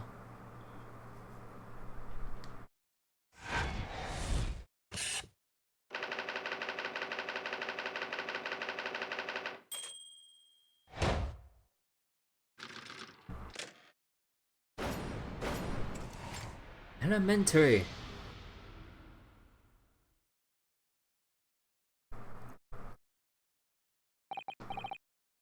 Oh, well. Excuse me. Well, well. Mr. Magnus McGilded. Not a name I expected to hear in these circumstances. Mr. Sholmes, I'm afraid there's something very troubling on my mind. Pray tell, Miss Susato. Well, according to what Mr. Windybank told us earlier, today was the final day on which the coat could have been redeemed, was it not? Yes, ma'am, that is correct. Today would be precisely 2 months since it was first deposited. Well, today is 15th April, so 2 months ago today would have been the 15th February, sir. That's right. It's all carefully recorded in my ledger. Deposited at 10:30 p.m., I see. What? But that should just... Yes, 15th February is precisely the day on which the omnibus murder took place. And 10:30 in the evening is precisely the time at which the terrible events were unfolding. The guy sitting silently the whole time. Suggestive is not the word. It would seem the matter is entirely beyond coincidence. There's no such thing as a coincidence.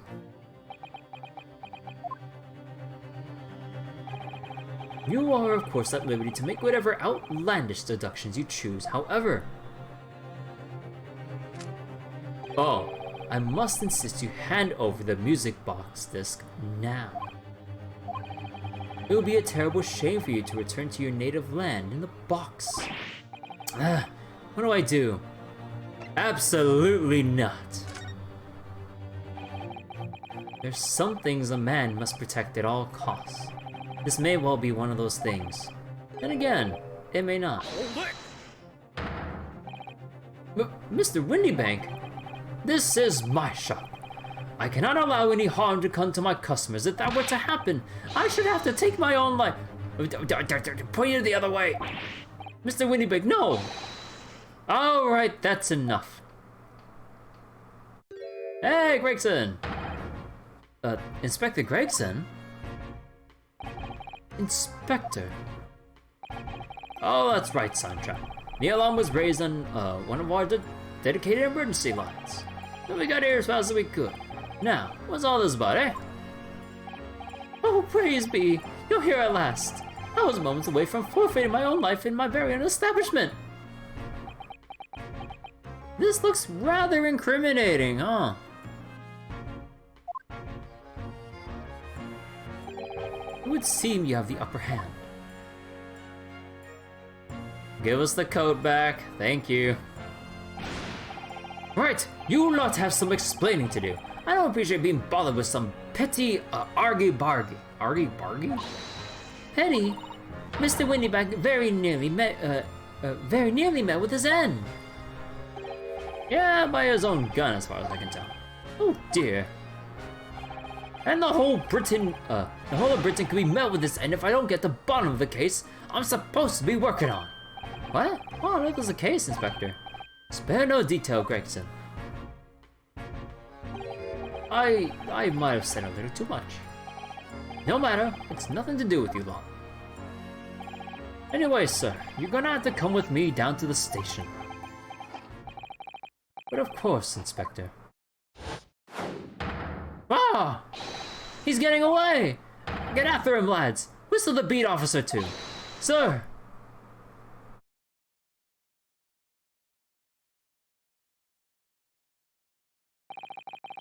There's been a spat of thefts at pawn shops around here recently. We fitted emergency buttons underneath the counters for brokers to let us know when there's trouble. Oh, Inspector! I was very worried there for a while. Oh, very worried indeed. Now then, Mr. Permanently in Mourning. Oh, yes. I'd be taking that whatever it is of Mr. McGilvett's down to the yard. Thank you very much. So hand it over. Oh, yeah, of course. No, don't give it to him. It's mine, that is. Mine. Oh, I'm sorry, miss. Anything belonging to McGilvett has to be taken in as evidence now. As evidence?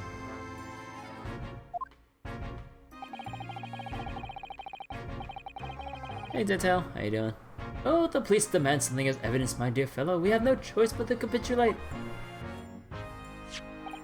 It's all yours, Inspector.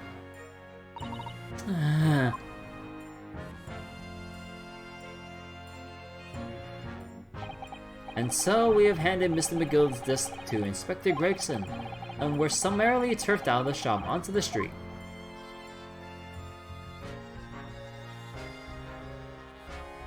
To be continued. We haven't checked out Baker Street. Oh well.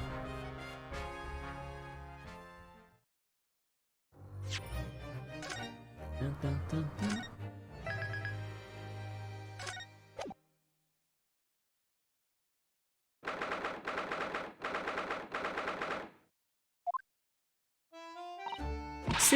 That's why I hate grown-ups. All they do is feed you a pack of lies and take stuff away from you. Oh, really, Miss Lestrade? Tell me, is that overcoat keeping you warm? What? Oh my, surely you were given that. Yeah, the D let me keep it. I've had look daggers at him long enough. He went through the pockets and then said, "Go on then, have it," before telling me to scarper. Scarper? Always pays off getting people look like you hate them. I can't help a feeling that's going to get you into some serious trouble one day. What I really wanted was a nice shiny disc, mind. The music box disc. But Mr. Windybank said it was practically worthless. I think I'm gonna go have another bash. Give him a long hard stare. I think not, Mr. Lestrade. We shan't enter Windybanks again today. Oh, I seen this yet? Oh yeah, I think I know the picture you're talking about. I saw it. It's so dumb. Yeah, I saw that. Why not? That's not fair. Can't be helped, I'm afraid. The police are investigating the scene now and taking a statement from Mr. Windybank. But that disc was mine! I had the ticket for this coat and it was in this coat's pocket. And there should be something else and all. That's what the Rotten Cove said, ain't it? Yes, he did mention something about another article, didn't he? Well then, that's mine too. Whatever it is. Now she's really pushing her luck. Miss Lestrade, I think it's time to admit defeat. You've had your haul for the day. Yeah, it's all your fault, Sholmes. So what are your plans now? Will you dine with us this evening? Eh? Iris will be delighted to cook, I'm sure, and I might entertain you with a modest violin recital.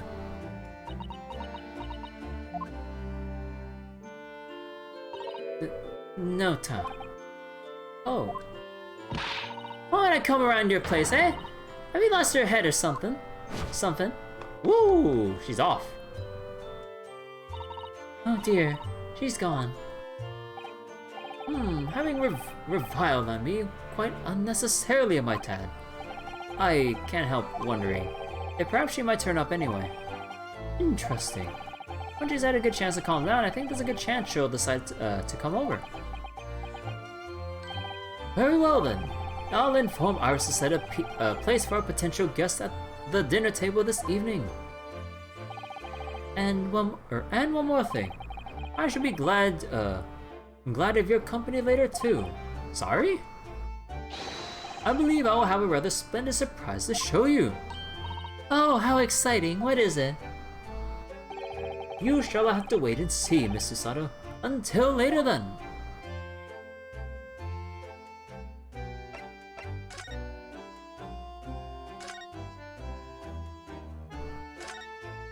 Oh, wait, the pawnbroker's like literally right next to us?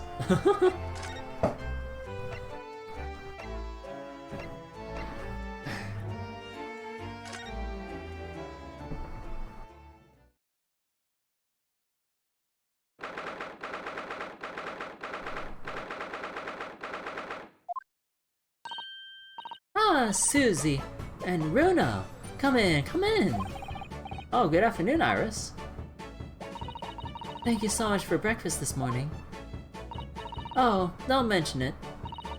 Goodness, look at the time already. Busy as always? I am. I'm preparing everything for dinner this evening. Already? You're obviously cooking something special, are you? Ah, yes, after all, we have a special guest joining us. Guess who it is? Come on, or go on, you'll never guess. Look at those little eyes of her shining. Oh dear, it is awkward when you already know the answer, isn't it? It's Ginny! Isn't that exciting?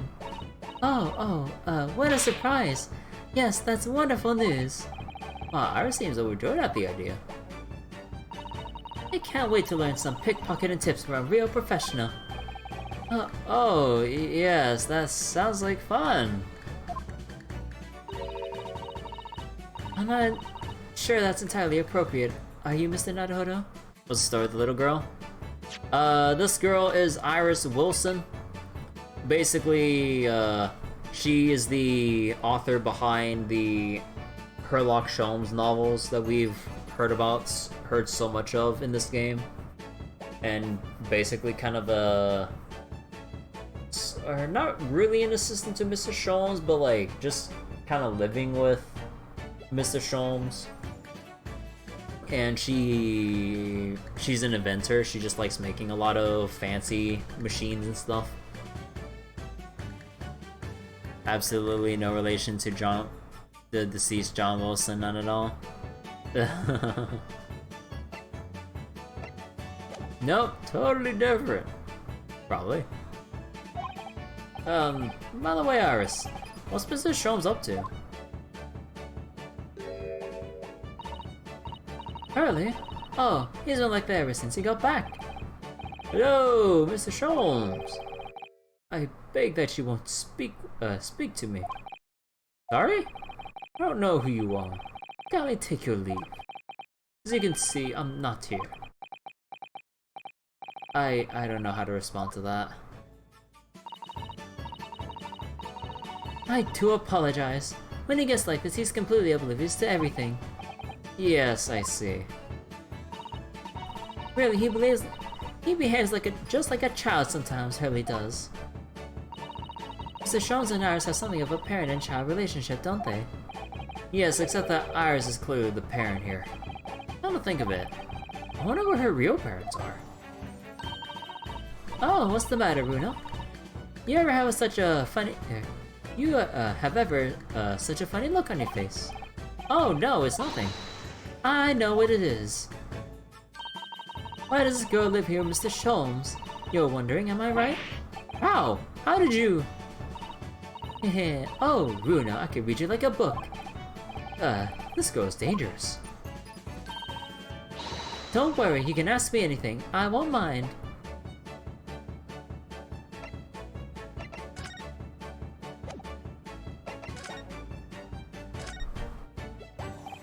So, by Ginny, you mean Miss Lestrade, the young woman from the McGilvey case 2 months ago, right?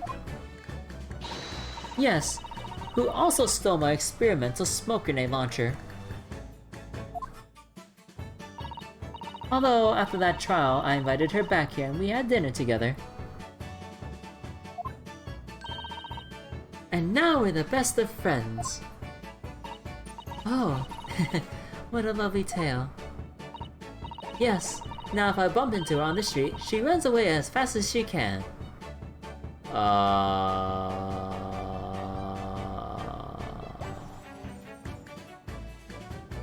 What happened during that dinner? Oh. And I chased her down the back alleys. Interesting idea of friendship. And then I let her have the latest color of smoke grenade I developed. Oh. There's so many beautiful colors in the world. Ginny wants me to make a whole rainbow. I suppose this means you've let Miss Lestrade keep the smoke grenade launcher, have you? Yes, that's right. I got bored of it anyway. Hurley always reacts the same way when I shoot him with it now. Poor Hurley. Oh, I can't wait for Ginny to arrive. It's been too long since she last came over. I'm so excited. I just hope she does actually come. Wait, hold on a minute.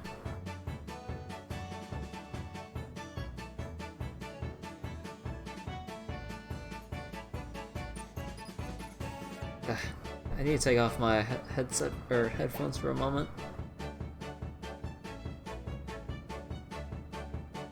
Okay.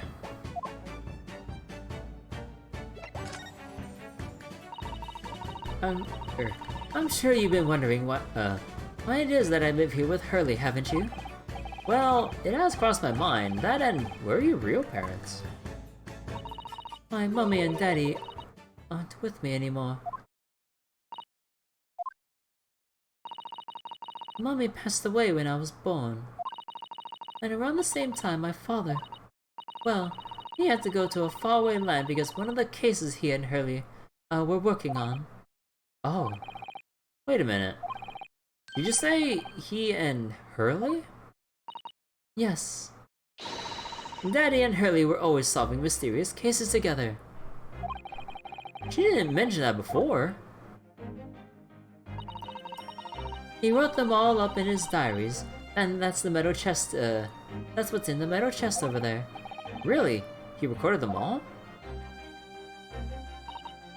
So, you mean it's true, Mr. Sholmes really did have a partner with whom he, tackled some of his most taxing cases. Oh yes, I mean, it's always nice to have one, isn't it? So Mr. Sholmes' partner was your father? Exactly. Hurley told me I wasn't allowed to look in the chest. That only made me want to look even more, so I opened it up and found your father's memoirs. Yes, so I asked Hurley, who wrote these? He nearly fell off his chair. But then he told me that's when I found out the author of all those accounts was my father. So Iris's father was Mr. Sholmes' partner.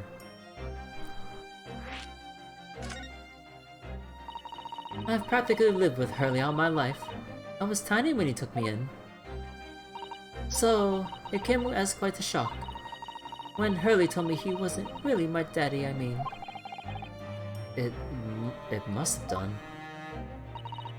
I wonder why Mr. Sholmes chose to tell you, and at such a young age. Hurley says it's because he wouldn't have been able to hide it from me. Oh.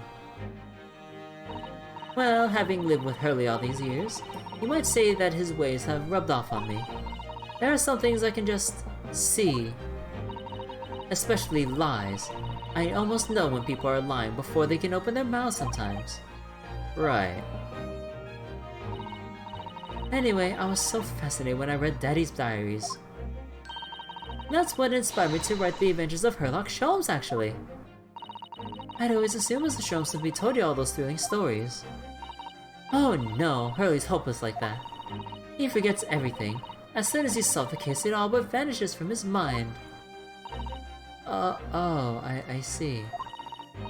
The other day, it was so embarrassing. As usual, he totally forgot about the case he had just solved. So the very next day, he gathered together all the people involved and proceeded to solve the case again.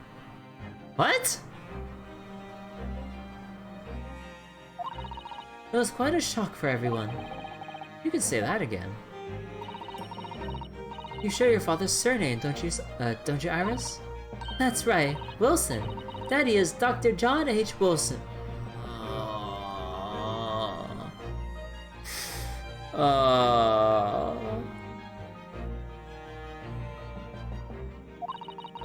I learned from his diaries that he's a doctor of medicine, you see. That's what prompted me to study and study so I could earn a doctorate as well. Iris's father, who went to some distant land, and is a doctor by the name of John H. Wilson.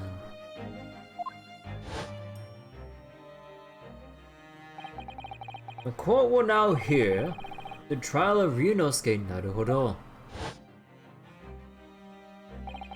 Kindly state before the court the name of the victim in this case. The victim's name was Dr. John H. Wilson. That's right.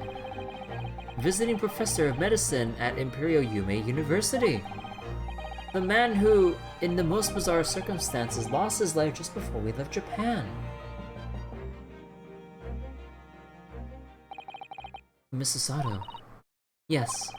Perhaps we shouldn't pursue this conversation any further at this time. I think that would be for the best. Did you supply Sholmes with cocaine? Ah, my dear fellows, how good to see you! Mr. Sholmes. Whatever, did you not make your presence known to me before? Ah. Oh, no matter now. So, how the devil are you? We've been with you most of the day. Goodness, really? Do tell me, Mr. Sholmes. Is your violin unscathed? My violin. Whatever are you talking about, dear Matt? What do you mean you forgot about your violin already? Oh, never mind that now. I've something far more interesting to show you. Behold, my dear fellows. Oh, another music box disc. No, not another disc, Miss Susada. This is the one Gregson demanded we hand over as evidence. Mr. McGilded's disc.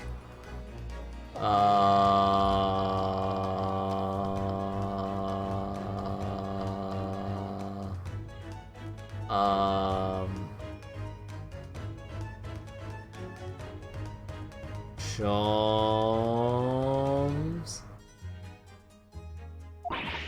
Oh my. Then, what's he doing here? How many laws did Sholmes break? I don't know. You know at times, Mr. Naruhodo, I think that, though I have an undeniable turn for detection, I may as well even be more adept at larceny. Ooh, that would be wonderfully exciting. I'd be your pickpocketing assistant. And Runo could be our go-to lawyer if we ever got caught. Right. Plus, Susie has such beautiful handwriting. She could write all of our menacing crime notifications. Yes, I'd be delighted. I'm just going to pretend this conversation never happened, I think.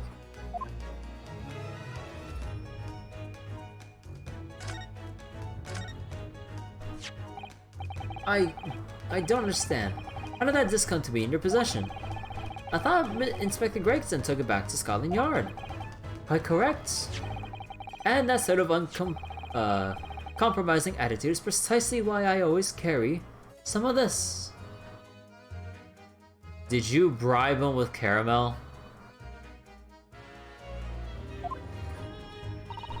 That's a bar of caramel, Mr. Sholmes.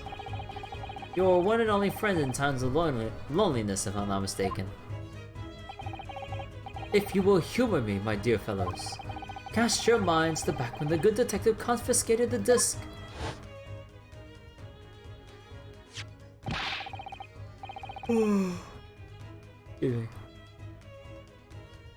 I'll be taking that whatever it is of Mr. McGill down to the yard, thank you very much. So hand it over. Oh, yes, of course. If the police demand something as evidence, my dear fellow, we have no choice but to capitulate. It's all yours, Inspector. For the briefest of moments, I had the disc in my hand, did I not? Yes, you did, but I still don't understand. It was precisely at the moment that I summoned one of my one and only friend into action. I pressed the disc into a pair of bars, like this. Oh.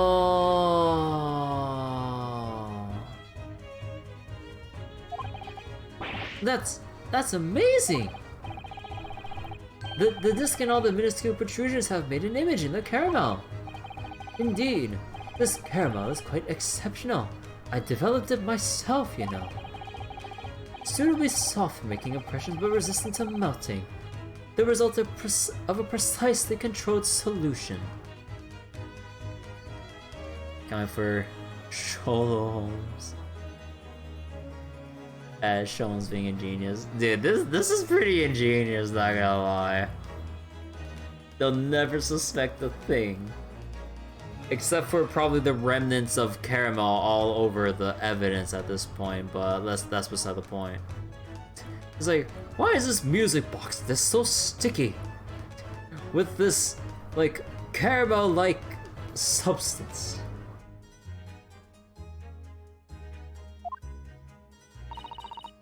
How extraordinary. Carrying a pair of these on one's person frequently proves useful indeed. Make a house key, for example, a simple press, and its unique form is duplicated. I can enter anyone's property at will, and never without high sucrose nourishment. Yes, it sounds illegal. Sholmes is the man walking on the razor's edge of genius and idiot.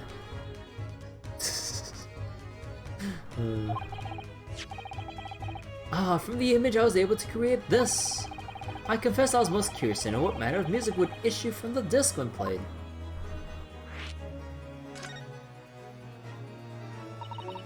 Do tell us then, Mr. Sholmes. What music does the disc play? Well, unfortunately, I have no idea. Huh? None whatsoever. Are you familiar with the workings of a music box, my dear fellows? No, I'm afraid not. Oh goodness, you don't know, Runa.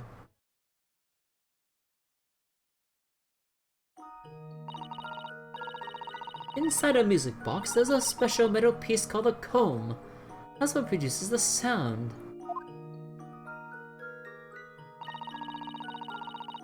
Small protuberances pluck the different teeth of the comb as they rotate past it, making the different notes. The first music boxes to be invented used a rotating cylinder with protuberances on it. But over time, a new player was produced, which uses discs such as these. With that development of popularity, music boxes spread far and wide, all around the globe. Why exactly? Because the discs are easy to produce and can be interchanged to facilitate the playing of different tunes. There are a great many firms in Europe now manufacturing music boxes as a result. It is wonderful to be able to enjoy music, even when no performer is present. But it is the very success of the invention that means we are now presented with an insurmountable problem. What do you mean? As you may imagine, the construction of one firm's music box does not match that of another. And we have no way of knowing in which music box this particular disc was designed to be played.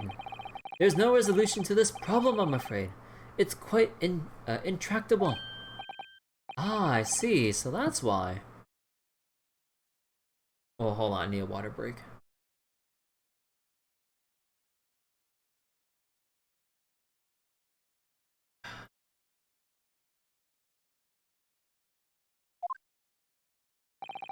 Naturally, I tested the disc in a few music boxes I have at my disposal. But as you can hear, to no avail. The results were equally unsatisfactory in this one. And so, I am presently engaged in acquiring an example of all the music boxes ever made in Europe. Every single one? That's hurley for you, always taking things too far. But my dear girl, an unresolved riddle is quite repugnant to my constitution. But surely all these different types in here will amount to a huge volume of music boxes, wouldn't it? Yes, that is certainly true. In the worst case, I shall have to ask you to vacate the attic room. Wow. What?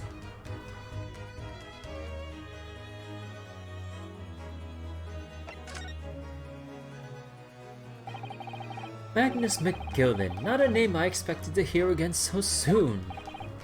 Yes, it's only been 2 months since that grisly case.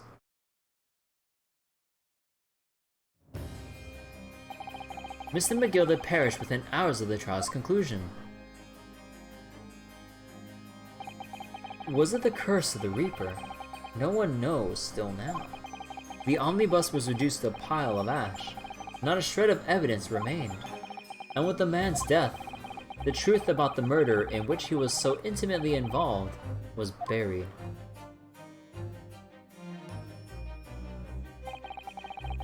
Even though we successfully established Mr. McGilda's innocence in the trial, the newspapers are still claiming that it remains an unsolved case.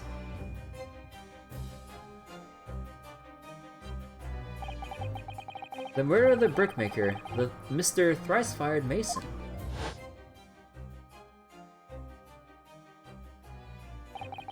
In the end, the truth of the matter remains a mystery. We still had no idea what really happened that night.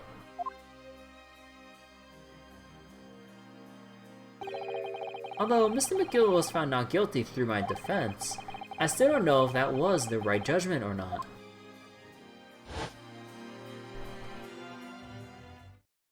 It would appear the case is not yet closed.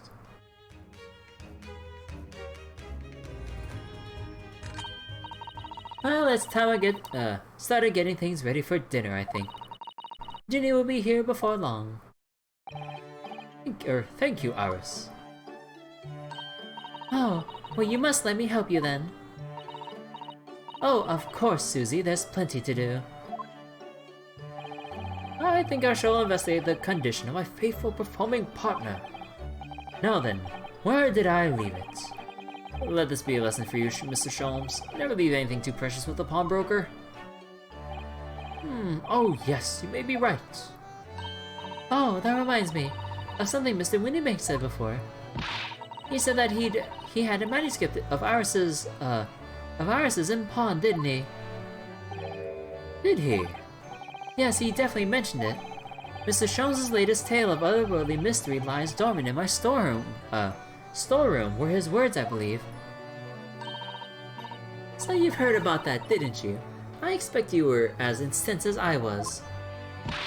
Oh yes, the idea of such a wonderful story, languishing in Mr. Windybank's storeroom gathering dust. My dear madam, I'm quite sure I told you already. A pawnbroker's storeroom is the safest place for it. More secure than a bank's vault.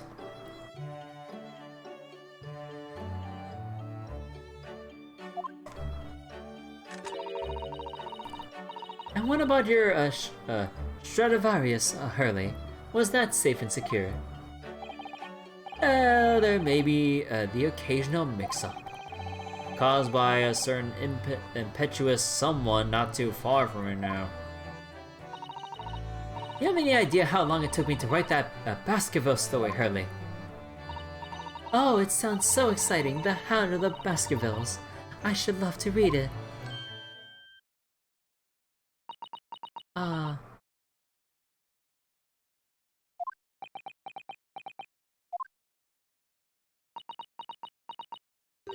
Oh.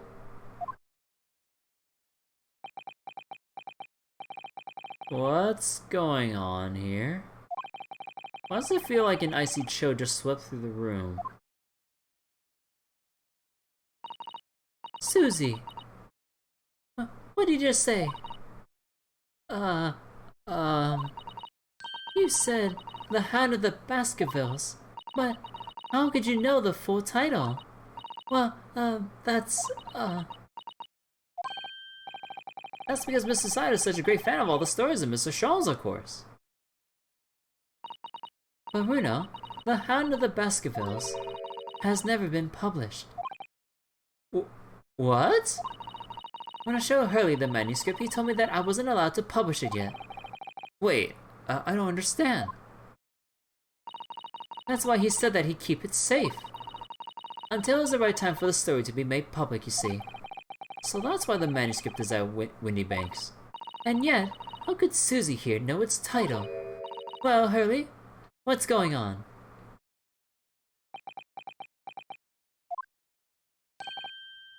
Ah! What is it, Mr. Sholmes? It would appear our guest has arrived. But, Mr. Strahd? What's up? This was a bad idea. I knew I weren't welcome. I'm going. Whoosh! Wait, no, wait! Mr. Strahd! We've all been eagerly awaiting your arrival.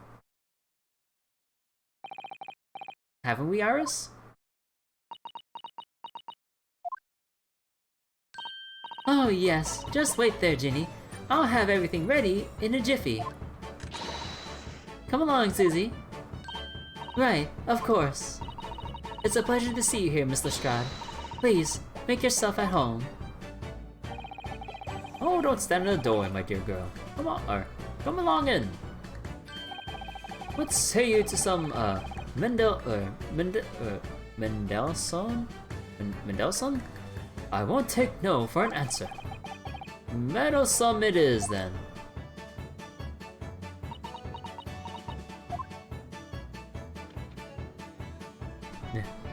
Yeah.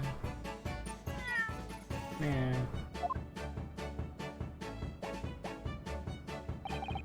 That evening, Iris prepared us all a meal that was even more delicious than usual. Mrs. Jones's violin performance was in no way meddlesome, and Gina, as we all came to call her, taught us all how to steal things from one another without being noticed. Everyone thoroughly enjoyed themselves well into the night. Ah yes, nothing like a good old night of some good food, violin performances, playing with the cat, and also learning how to pickpocket each other without each other noticing. Wait, what?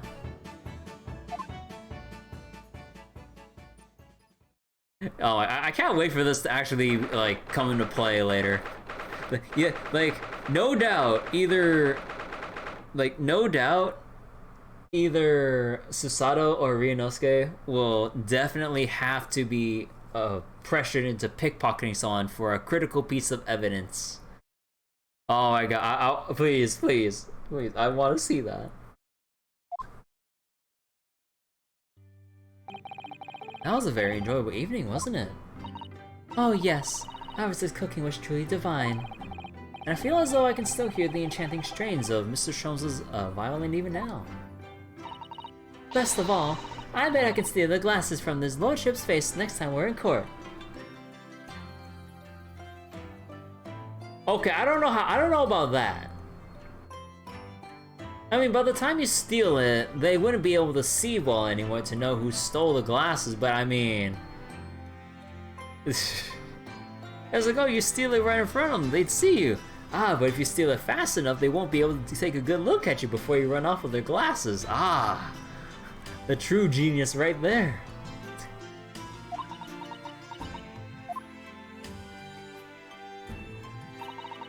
Naruhodo-san, could I consult with you about something, I wonder? What's the matter, Susato-san? It's about the telegram I received. Ah, the one that arrived first thing this morning, I suppose. I've been summoned. What? Summoned? What do you mean? The telegram was from the Lord Chief Justice's office. Lord Stronghearted has asked to see me. The Lord Chief Justice? When? Tomorrow morning. What? Then we have to start preparing at once. Oh no, that won't be necessary, Naruhodo-san. I've been summoned alone. Alone? What on earth for? I have no idea. I suppose I shall find out tomorrow. What's all this about? Oh my god, this is... oh no. Whatever it is, it's making me feel very uneasy. Oh, who could that be, I wonder? Good evening, friends. Ah, Iris, hello again. Oh. And Gina too. Yes, Ginny's going to stay with us tonight. She's going to sleep in with me. Isn't that right, Ginny? Well, yeah. How lovely. Let me make a pot of tea. Yay, tea party! You know, I've learned so much today. Oh, what? In particular? All those things Ginny showed us. Wasn't it wonderful? I mean all those pickpocketing techniques. We had fun trying them out on each other, didn't we? I think I've awakened a natural talent. I could earn a living from it. You might be getting ahead of yourself a little there. So, what brings you up to our humble quarters at this late hour? Well, you see, I came to return.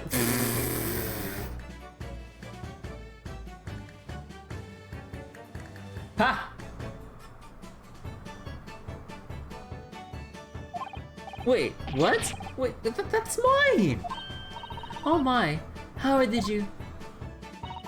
I told you, didn't I? I have a natural talent for it. Oh yes, I forgot. Iris literally is a child genius. So anyway, here, you can have it back. Not that I really understand why you wear it, though. Ah, thank you. Alright then, good night. Yes, good night.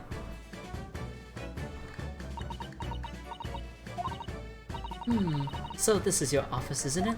Or is it? What do you think, Ginny? I think it wouldn't fancy me chancing with a lawyer, what lives in a place like this. Yes, me too. It seems as though Iris here still has something she'd like to talk about. I suppose she probably wants to talk about the manuscript. Yes, I suppose she probably does.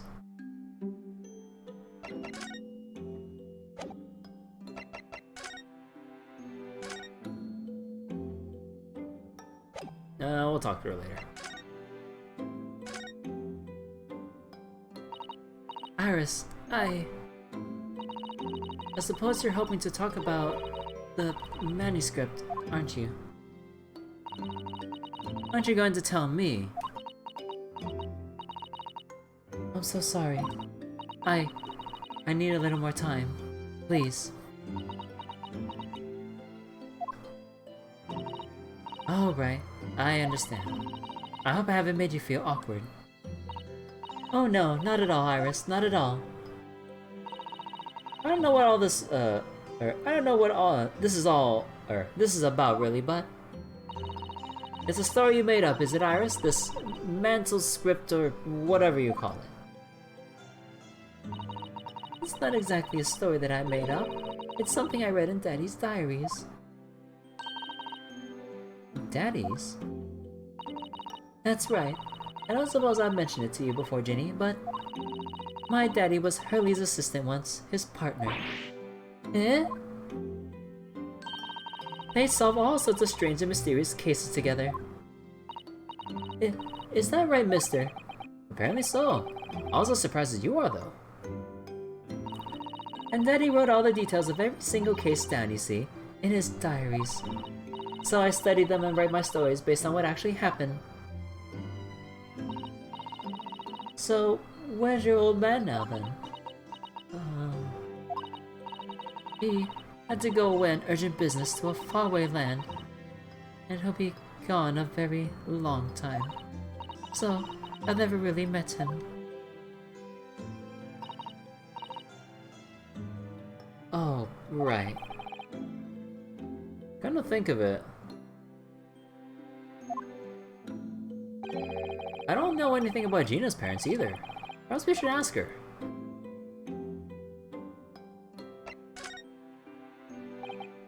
Iris, this Hound of the Baskerville story.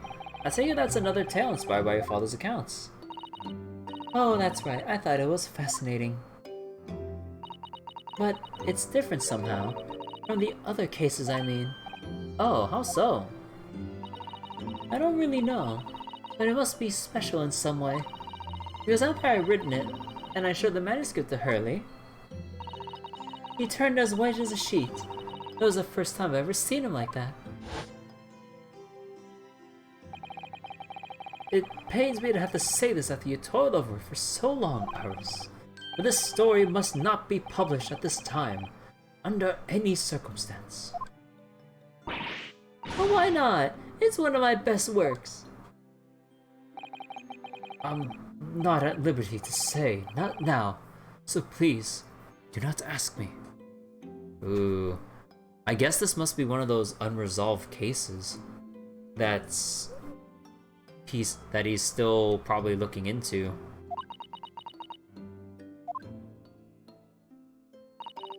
Alright then, I won't. But I do solemnly swear that I'll explain everything one day, Iris. When the time is right. And that's how the manuscript came to be with Mr. Windybank, isn't it? Yes. Hurley said it had to be somewhere very safe. That really gets my goat, that does. He treated him like a child. She's 10 years old! It's mean is what it is. Keeping secrets like that. If it's an unfinished story? Oh yeah. I'm sure Mr. Sholmes isn't trying to be mean. Eh? If he said if he wasn't at liberty to talk about it, I'm sure there must have been a very good reason. I think so too. Tuh, you lot are too trusting for your own good. They can't pull the wool over my eyes. Sholmes is lying to Iris. I bet my life on it. What? Hurley's lying to me?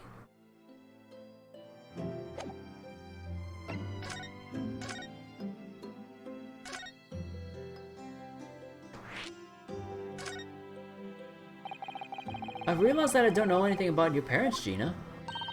I ain't got any, have I? Never did have. Oh. Look, the East End's full of orphans like me. No one wants nothing to do with us. From the minute we're born, not even our mums.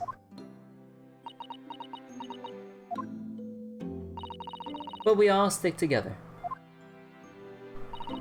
The older ones look after the little ones and make sure they get by.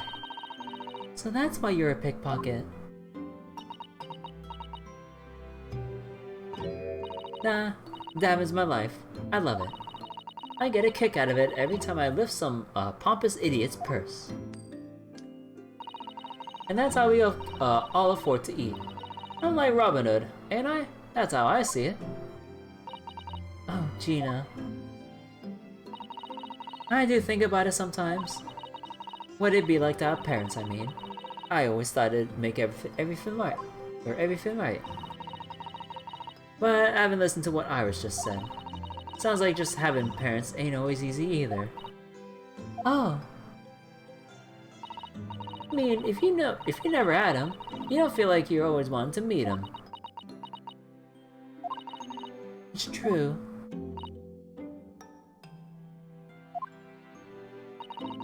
I do want to see Daddy.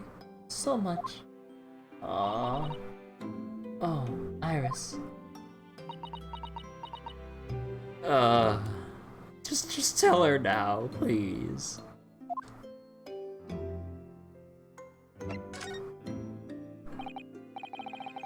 God damn it, Bertson. Gina, what do you mean, when you said that you know Mr. Sholmes was lying to Iris? Well, he reckons he popped that mantle script or whatever, right? Oh, come on! That's obviously a load of rubbish. Oh my, why would you think that, Gina? It's simple. If that story really was in old Windy Bank's storeroom, there's no way someone from halfway around the world, in other words, you, could know about it.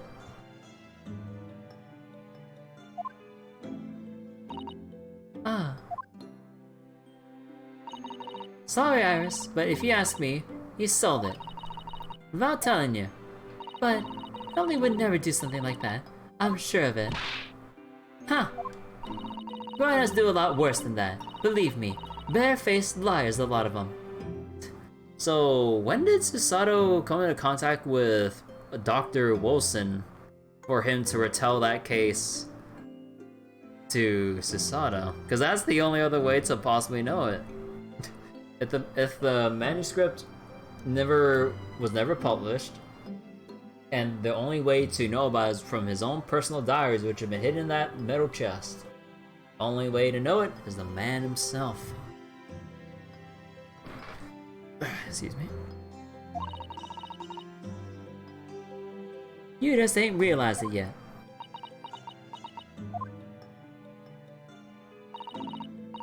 I'm telling you, the mantle script ain't at Windy Banks. You'll see. You'd soon see if you had a look. And if you think you can trust them, I don't. That shows us a lie like the rest of them. If I'm honest, I have wondered if Hurley's telling me the truth sometimes. See?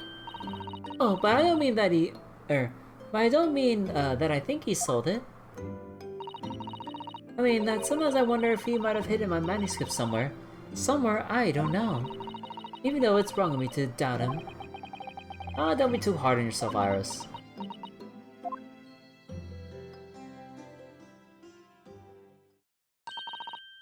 Oh my goodness, look at the time. Come along, Ginny. We should go back downstairs. Yeah, alright. And please, don't mention any of this to Hurley, will you? No, of course not. Good night then, Iris. Good night, Gina. You must let me make breakfast for you tomorrow morning. I insist. Oh, yes, please. I can't wait, Susie. Good night then.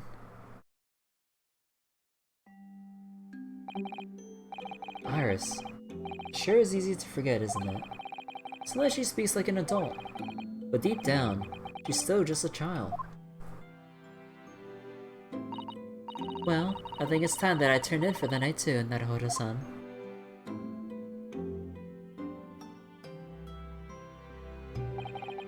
Dr. John H. Wilson, Iris' father, but also the name of the murdered visiting professor at Yume University. Can't believe a mere coincidence. It can't be a mere coincidence. There's something deeper going on.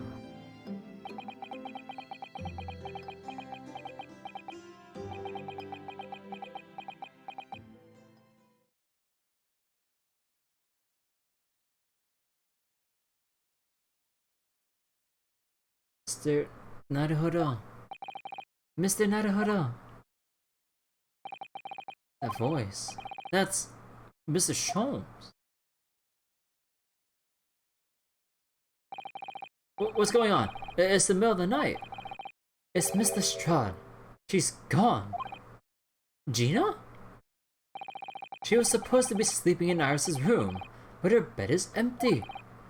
Well, she's an independent young woman. She'd probably decided to go home, no? I think not. From speaking to her before she retired, I received the distinct impression that she was looking forward to breakfasting with Mrs. Sato. No, I don't believe the girl has gone home. I've been waiting for over an hour now. Over an hour? Oh. If you'll indulge me, look out of the window, my dear fellow. What's this all about?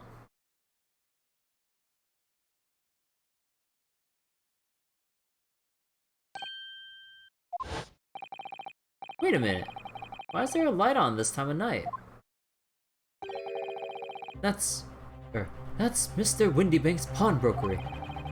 Mr. Windybank's... Oh no. It's simple. That story really was in old Windybank's storeroom. There's no way someone from halfway around the world, in other words, you, could know about it. Sorry, Iris, but if you ask me, he sold it. Without telling you. Could Gina have gone? It seems you have some knowledge of the situation, Mr. Naruhodo. Sorry? Oh no, not really. Well, anyway, we must investigate. At once! Oh, Mrs. Sato.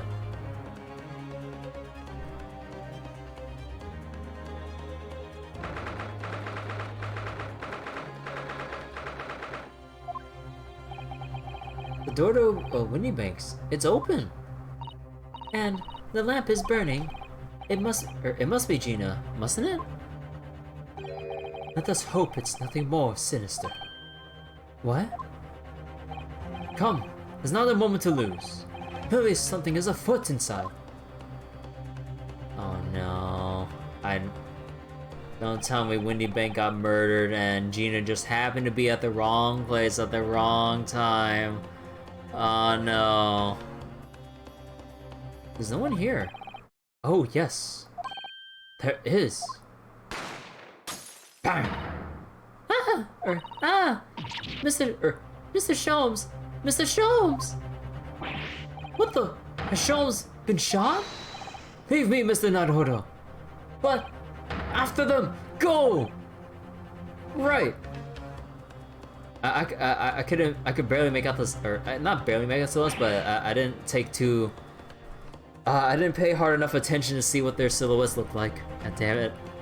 I know one of them looked rather short and one of them was taller, but that's about it. I can't remember the shapes. Blast! I've lost them. Hello, what have we here? Or, the alarm was just raised from this pawnbroker, sir. Would you know something about that? Officer, come with me! It's my friend, Mr. Sholmes. He's been shot! Shot! With the policeman close behind me, I ran back to Windy Banks.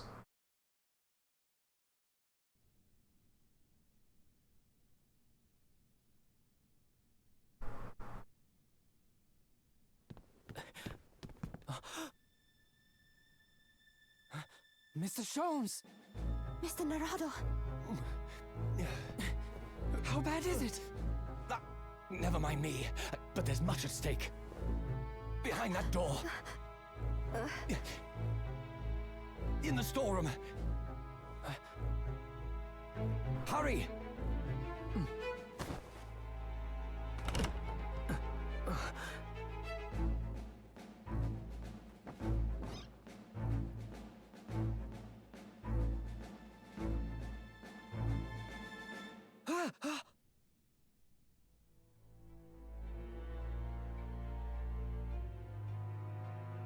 Oh. It's Gina!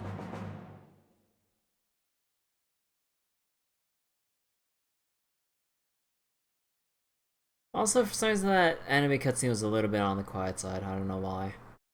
But god damn. I didn't call it. Guess I call it. Yeah. But this time we have extra suspects to look out for too. Bang! Ah! I'll be alright, Mr. Naruhodo. After them! Go! Behind that door in the storeroom. Behind that door in the storeroom. Hurry!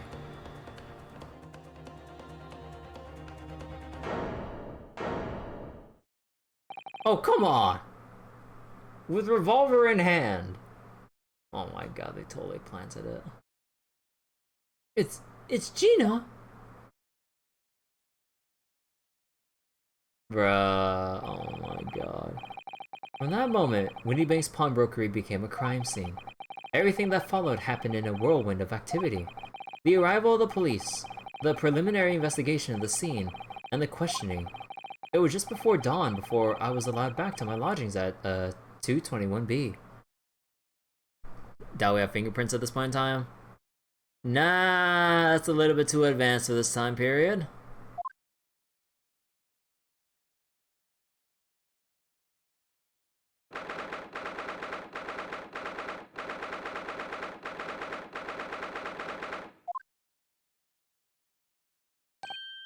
Oh, Iris. A telegram came, but all it said was, wait at home. Oh, yes, we asked one of the policemen to have it sent. It was simply impossible to come back. When I woke up, I was all alone. Hurley and Ginny were gone. Everyone was gone. What happened, Bruno? Poor Iris. She's trembling. She's obviously trying very hard not to let herself get too worried. I'll explain everything that I know. Something awful has happened, hasn't it? Yes. I'm afraid so.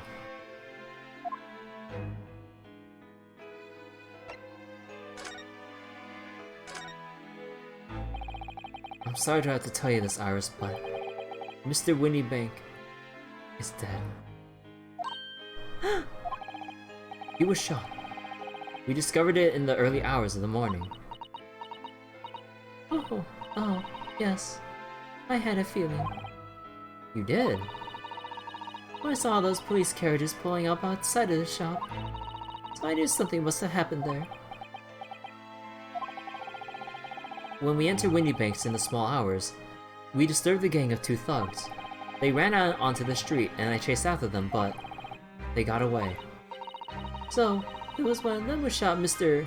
Windybank, I suppose. I don't know, but that's not what the police believe at the moment.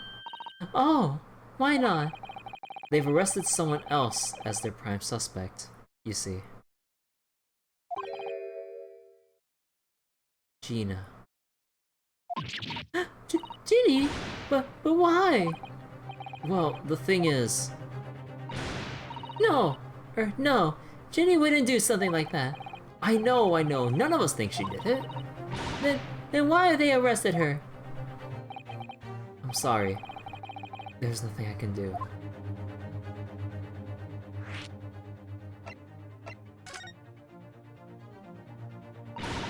I don't understand why they arrested Ginny. It's not fair. What about the two thugs that are at the scene? Why aren't they the prime suspects? After all, they shot Hurley dead, didn't they? No, I mean, Mr. Sholmes isn't dead, Iris. This is all so horrible. The thing is, Mr. Windybank was found on the floor in the storeroom where he keeps all the deposited articles. And the storeroom door was locked from the inside. I see. But he wasn't alone in there. Gina was found next to him on the floor as well. Oh no! And according to the detectives who investigated afterwards... Don't tell me there was no one else in the room. Yes, exactly. How'd you know? It's the only explanation. Yes, the only explanation indeed. What do you mean by that, Bruno? Well... what can I say? I'm damned if I agree, damned if I don't. So, where's Hurley then? Is he still there investigating the scene? He really ought to have some breakfast. It's not good for him to miss meals. I don't want you to worry, Iris, but I have some news about Mr. Sholmes. He was taken to the hospital this morning. What? Well, when we entered Windybanks, a gun was fired and he took a bullet. Hurley was shot. No. It's alright. His life isn't in danger. Really? Are you sure? Where is he? Which hospital? He's at Saint Sinners. Sinners? They're attending to him there. I must see him. At once. I'm sorry, Iris, but you can't. Why not? That's not fair. I'm a family member. I should be allowed. No, I mean, nobody can see him at the moment. He's not allowed any visitors. They're preparing to operate, you see. To operate? Dude, oh god. I can't imagine surgeries being done in this time period compared to how they're done now. Oh god.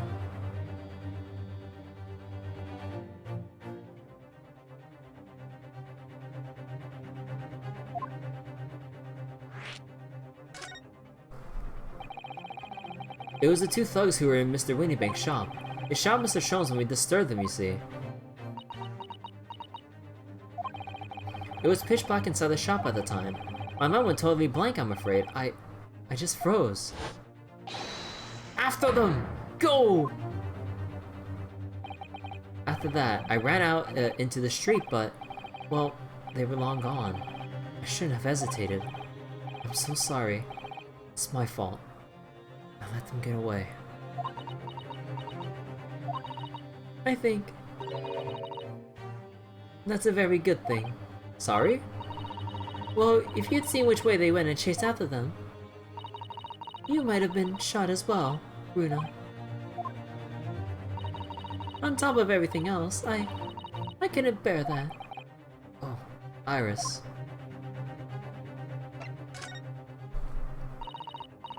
Where's Susie, Bruno? She's still at the police station. Oh, why? I expect she's still being questioned. The police said they wouldn't be finished for a while. But why aren't you there then? Well, I didn't get a good look at the criminals anyway, so they weren't questioning me for long. And Susada stayed behind at the scene to tend to Mr. Sholmes, so they didn't get started until later. Ah, I see. Besides, one of us had to come back to be with Iris. I'm glad Inspector Gregson agreed to me leaving early. Should have let me know and I would have come to the station.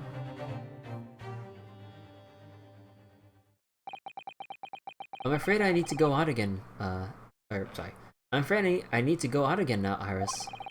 There's not much I can do at the moment. but I can at least try to find out how Mr. Sholmes and Gina are getting on. I want to go too. Take me with you, Runa. I just can't stand around here waiting. I'm not sure how I feel about taking a 10-year-old child to the scene of a murder, but I don't want to leave her all alone here either. Alright then, Iris. Perhaps you can help me. Oh yes, I'd love to. Gina's at the prison. Mrs. Sholmes is probably in his hospital bed. And don't forget we have to visit the crime scene. We need to conduct a thorough investigation. Ah, I can see you're ready for action. I imagine Iris would appreciate going to the hospital sooner rather than later.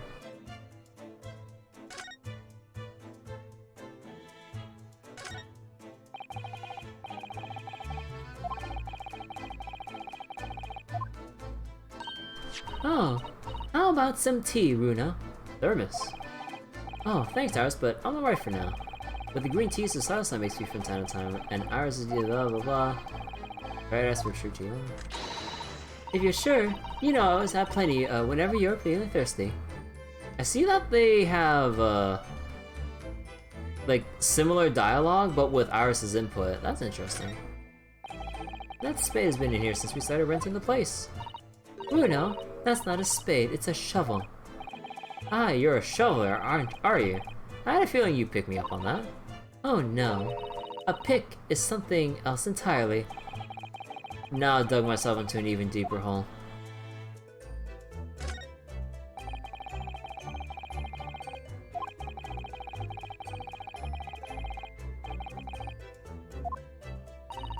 Susie's lovely green tea has had quite an impact on Hurley, you know? He stopped putting milk and sugar in his coffee even. Oh. And Hurley is normally bitterly opposed to bitterness. Huh. Interesting.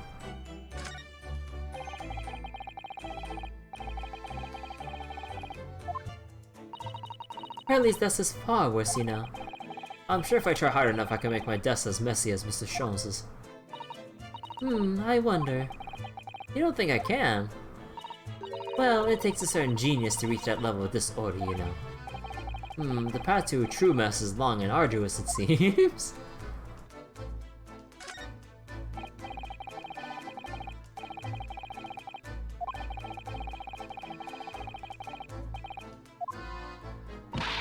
That's cruel, only letting it have one eye.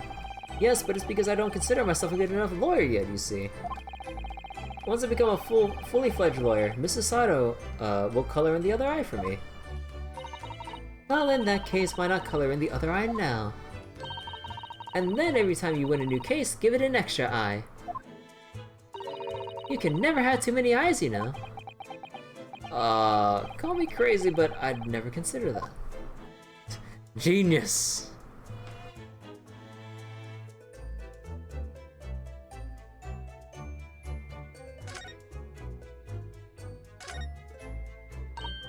Oh, this looks like a telegram. It is, but you mustn't open it. Not under any circumstances. Alright, I won't.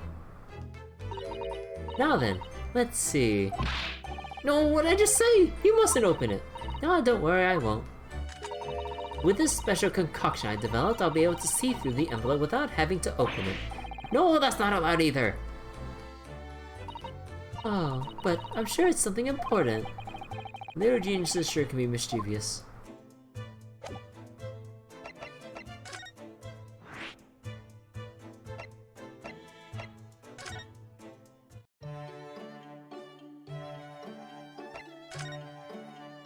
Wait, I wonder.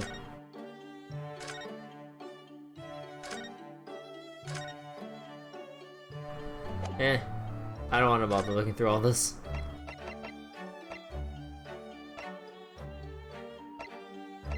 Let's go to the hospital.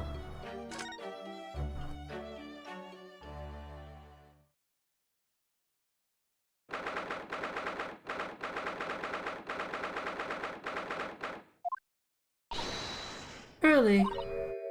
Oh. He's not here. No, that's strange. The nurse definitely said he was in the bed by the window, didn't she? Oh, I know what's probably happened. Ellie was being a big baby and the bullet wound wasn't so bad, wasn't that bad after all. wasn't that bad after all, so he's been sent home. I'm not so sure about that. Baby or not, there's no question that it was a fairly serious injury that Mr. Sholmes suffered.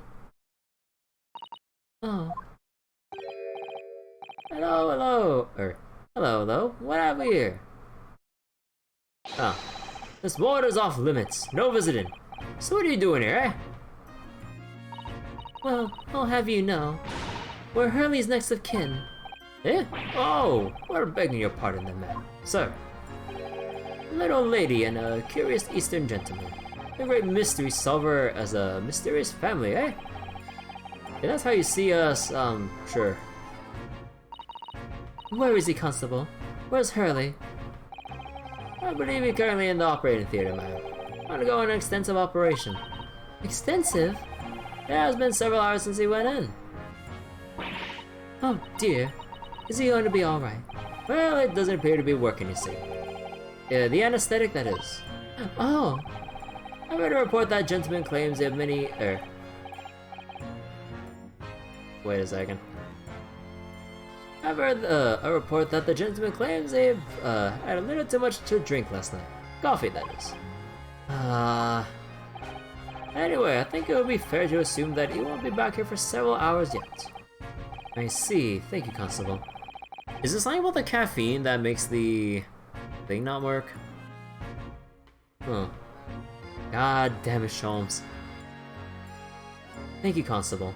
Perhaps we should leave and come back later. Oh, poor Hurley.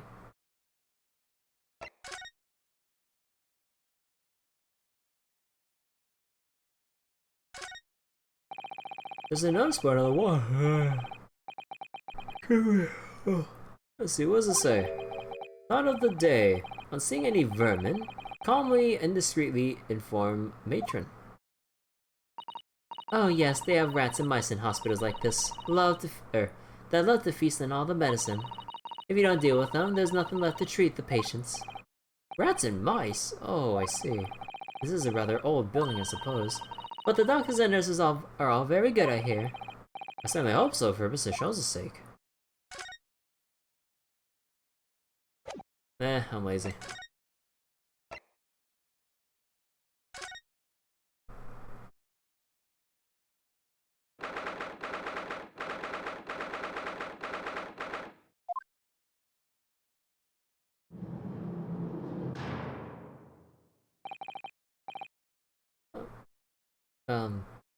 Hello, Gina. They let you keep that?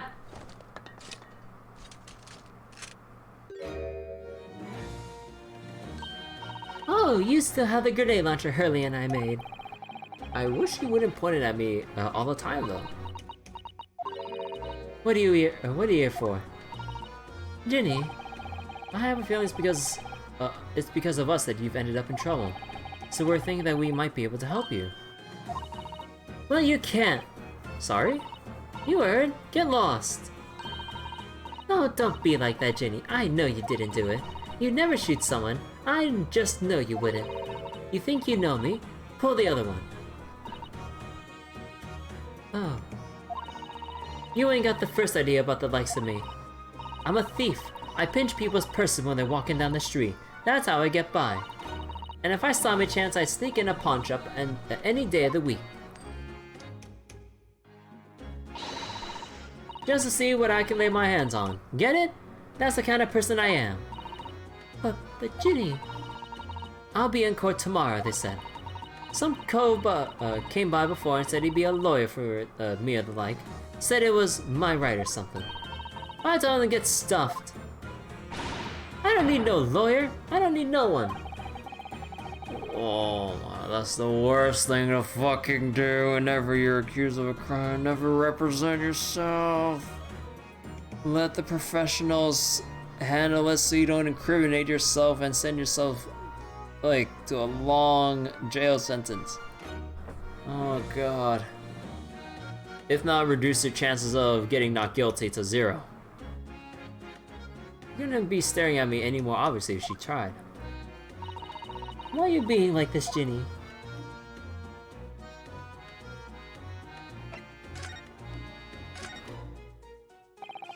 don't understand, Gina. Why did you send the public defender away? They wanted me to sign some papers, representation papers or something like that. Not gonna be rigged anyway, the whole trial. Don't pin it on me because I'm a kid. That's what grown-ups always do. Why do you think that? 'Cause that's how it's always been for me, growing up in the back slums, my whole life. If you do what the grown-ups tell you, then make sure it'll get your mates dragged off by the coppers or worse. I had it happen to me before and all. Been sold out nearly, snaffled on the back of it. Can't trust no one, that's the point. As soon as you do, you're gone to grass. Dead. Gina, listen. If you like Intermar's trial, I could... Forget it! Ginny! Don't you trust Runo? Nah, I don't. Look, I'll ask it nicely now. Just leave me alone.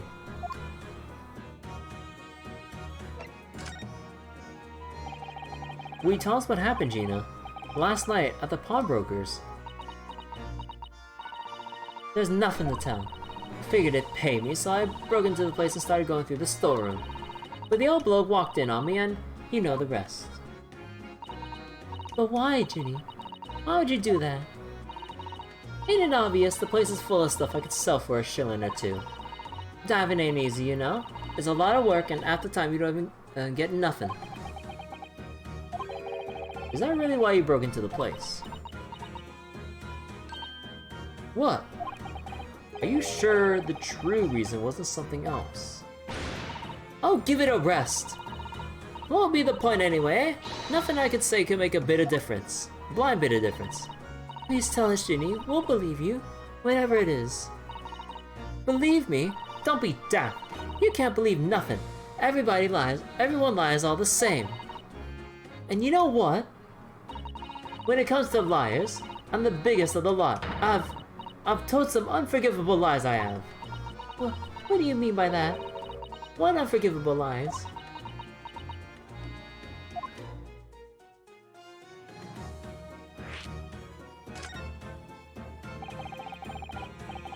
What did you mean before, Gina? When you said when you said you were the biggest liar of the lot? Why don't you tell us what these unforgivable lies you told are? Maybe we can help. Sorry, we're out of time. They're gonna want to question me now. Ginny, please. Oh, yeah. I want to give this to you. Something to remember me by. Huh? Kitty! A photographic print of a really adorable cat. Why do you still have that on you? I found it in one of the pockets of this coat. Ain't no point in me having it. I wonder what a little photograph like that was doing in the pocket of that overcoat. Anyway, don't bother coming again. Bye. Oh, Ginny.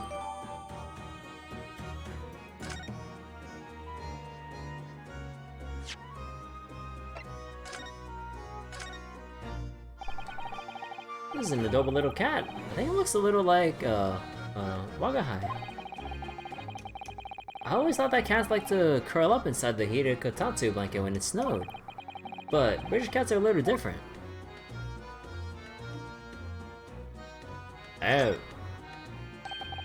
Oh, look at the back of this print here. There's something written on it. 13 February, article deposited, one small box. Loan amount paid 10 shillings, redemption deadline 13 April, 9 PM. So this photographic print is a redemption ticket. 13 February, that could be significant. It was just 2 days before the murder on the omnibus, wasn't it? Small box, that doesn't tell us much, does it? We know, if Mr. McGillis saw the ticket, then presumably he never redeemed the article. So do you think the box might still be present somewhere in the shop? Ah, yes! If there's something McGilda deposited, we need to investigate.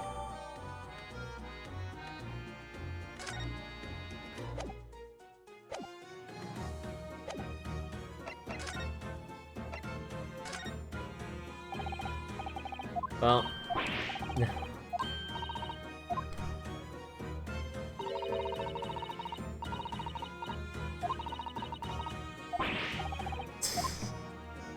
response on this.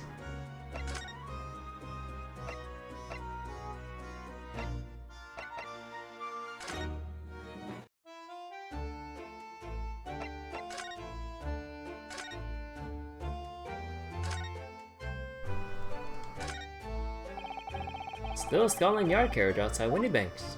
I never imagined we'd be investigating a case so close to home. Oh, poor Iris, she's very upset by all this. I'm sorry, I was there. I should have done more. None of this is your fault, Bruno, so please, don't apologize. But it's the criminals who are to blame for all this. So let's investigate and work out how to catch them. Yes, you're right. Oh, whoops.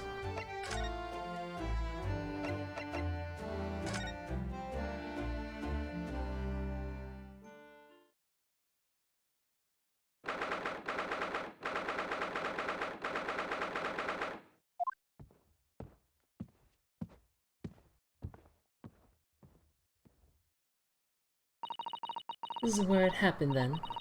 Last night. That's right. The two thugs I told you about were obviously ransacking the place looking for valuables. But, apart from the policeman in here, you wouldn't know anything had happened. There's no sign of a disturbance. No, you're right about that, actually. In fact, if anyone, it's the police who seem to be the ones doing the ransacking. I know what you mean. They're like a gang of organized criminals all dressed in black. Oi! I heard that! Oh, Inspector, how you doing? Good morning. I suppose I ought to thank you for your vigilance last night. We got to the scene before it was disturbed, at least. Shame you let the two rogues get away, mind. Yes, I'm sorry about that. I thought you'd assign extra men to the beat around here, Greggsy. Now look what's happened. Hurley's been injured because there weren't enough police on duty. Oh! Your ladyship! No one told me you were coming! I expect you to take full responsibility for what happened to Hurley's and see he has the very best medical care. Oh, of course, your ladyship. The very best doctors in the capital are attending to him as we speak. And I don't think it's Runo's fault that the rogues managed to get away, is it? Chasing criminals is the police's job. Oh, absolutely, your ladyship. As you say, ma'am, as you say. Oh my god. The gent in black is totally blameless. Everyone's in agreement on that. Would you believe it? He's like a completely different person with Iris. Talk about a personality change. Oh, worldly manners, are you thirsty, your ladyship? Perhaps you'd like some juice. Some nice, refreshing fruit juice. Oh my god. He's like an overprotective or the eccentric father. Kinda reminds me of Chief Roberts in Trails from Zero. How he's just like extremely overprotective and doting or whatever to Tio and stuff. Just being a little too caring and overbearing. So wait, what's his deal? Oh, why? Are you thirsty, Greggsy? I have some of my special herbal tea with me, if you like some. Oh my god. Lovely! Thank very much. That really hit the spot, your ladyship. I don't even recognize him like this.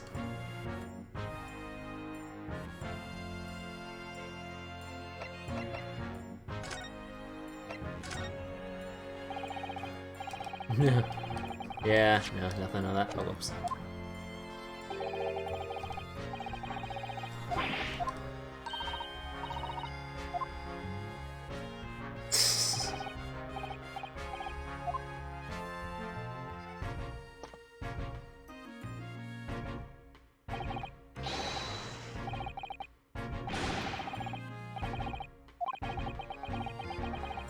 You don't mind sharing that then?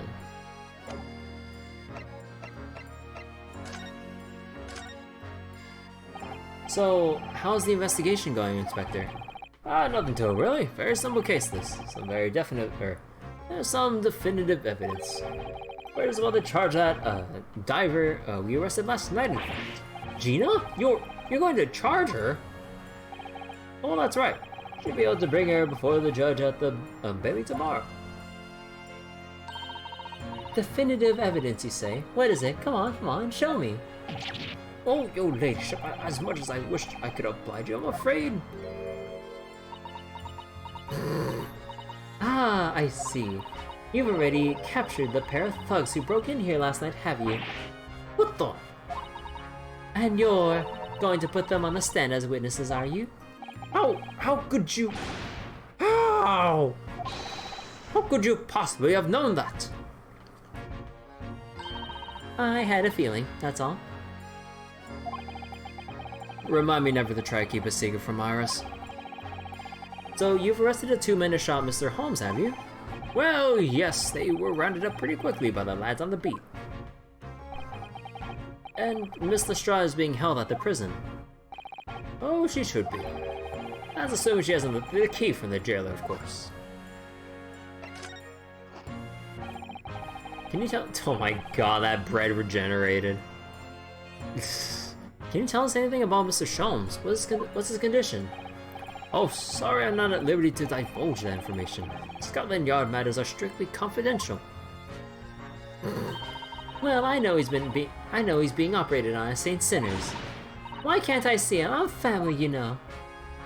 Oh, I'm terribly sorry, your ladyship. It's hospital policy, no visiting at all.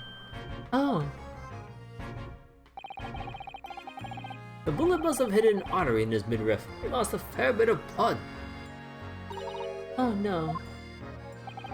He didn't seem too bad in the first hour or so, but a hemorrhage like that is enough to make even the one and only Sholmes pipe down. Calm by, child. Mr. Sholmes is human like the rest of us, you know.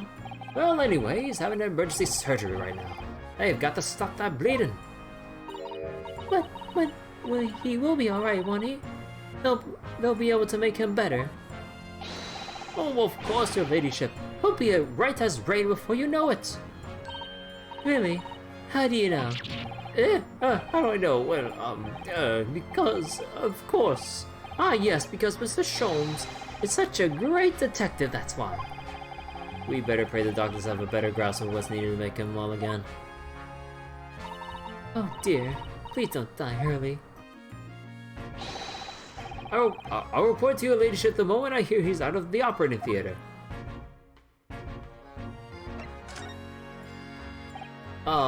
I couldn't help noticing, Inspector. What? Out with this sunshine? Well, there seems to be a marked difference between the way you talk to me and Iris. Watch the sauce, Sonny, I'm a copper. We don't go in for favoritism. But he's right, you do treat us differently. It's because of those adventures of Sherlock Holmes stories, that's why. Oh. I crop up in them, don't I? Inspector Tobias Gregson. Oh, well, yes, because you're an acquaintance of Hurley's. What did you write about, the Inspector, Iris? I don't remember, really. It was one of Sholmes's lines. Gregson is the smartest of all, other Scotland Yarders, is how we put it. Oh, did I write that? And you know what that one line did for me, eh? The very next month my pay doubled. Doubled, I tell you. Hey, that's good. Also probably the responsibilities too. Ooh, that's amazing. All because everyone in the yard reads them. They read all the Sherlock Holmes stories. And they even set up a fan club for me. Oh, of course, that explains everything. That was around that time he became such a toady to me. Can you blame me? All they take is one bad word from you and Sholmes can change his tune about me. Gregson? No, the great detective would say. He's getting quite overrated these days. Think what would happen to my salary if that came out in print, eh? The whole thing gives me the willies. I can't tell you how many nights of sleep I've lost to worrying about it. But that would never happen, Gregsy. Every month when the new Rants magazine comes out, my hands are trembling as I turn the pages. Oh, how awful for you. Here, have some of my tea to settle your nerves. Glug, glug, glug, glug, glug.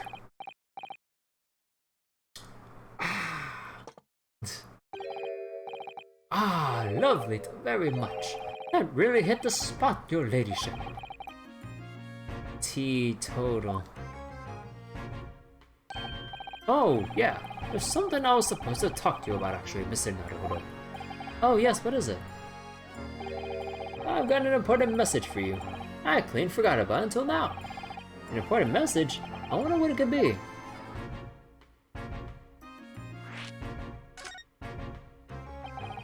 Are you going to tell me what this important message is then, Inspector? Yeah, it's about that young lady who's no longer by your side, your assistant. Oh, dear Susie. Is she alright? Oh, she's at the station, isn't she? Being questioned, I believe. Nope, not anymore. She had to head off. Head off? To where? To Lord Strongheart's office, of course. He summoned her. Ah, of course. I forgot about that. One of the whipstocks took her there in a yard carriage after we finished questioning her. But she asked us to tell you she didn't have the fare for the return journey, and to go meet her there. He's got a nerve using Scotland Yard as a blooming messaging service. I see. Well, thank you for passing that on, Inspector. Why did Susie have to go see Lord Chief Justice? She didn't tell me. I better head over to the Lord Chief Justice's office to fetch her straight away.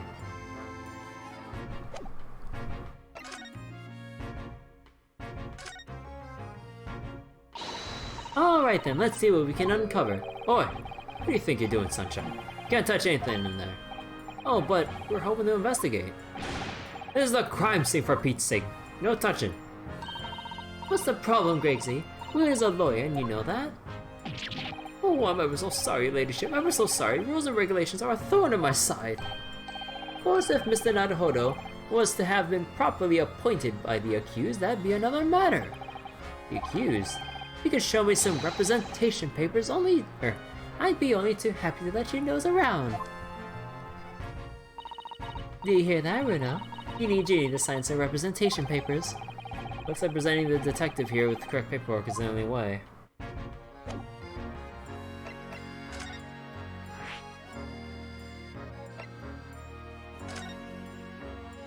Alright, what's going on here?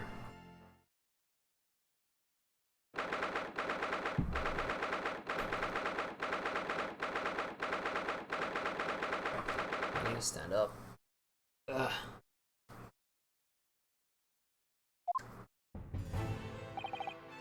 Yes.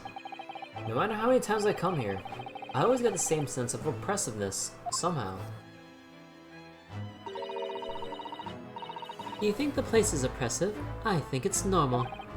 How so? I mean, look at that suit of armor over there. You can't take that seriously, can you? Maybe it thinks the same about you.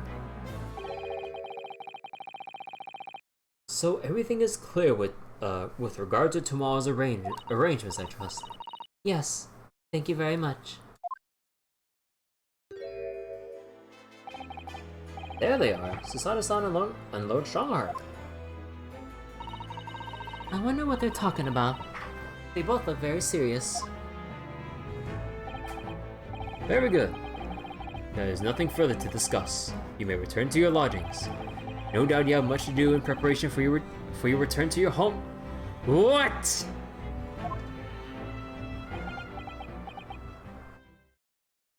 I mean, that's kind of obvious, but what? Wait, what did you just say? Your return to your homeland? Susato-san!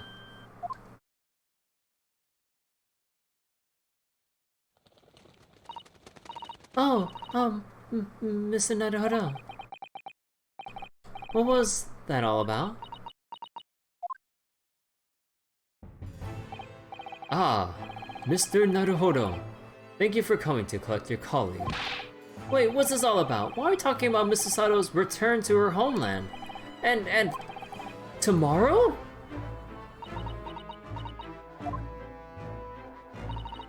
Tomorrow? But What about Ginny's trial? You mean...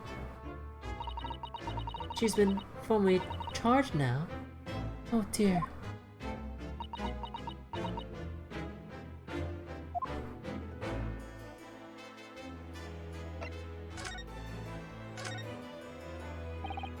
Mrs. Sano, what's this all about? Oh, please don't concern yourself, Mr. Naruhodo. It's only me going back to Japan. Your life here can continue just as it had— That's not what I asked! What happened? Why are you leaving? It's my father. He's fallen ill. Oh no.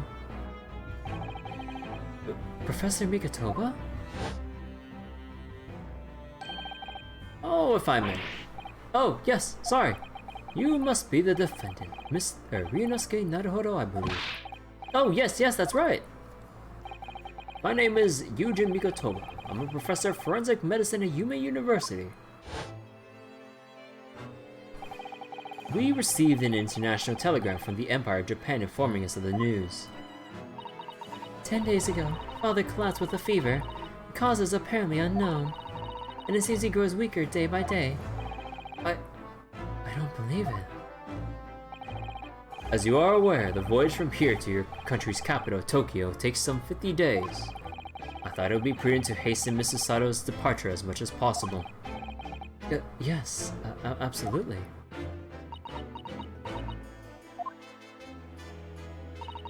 I'll leave London first thing tomorrow morning.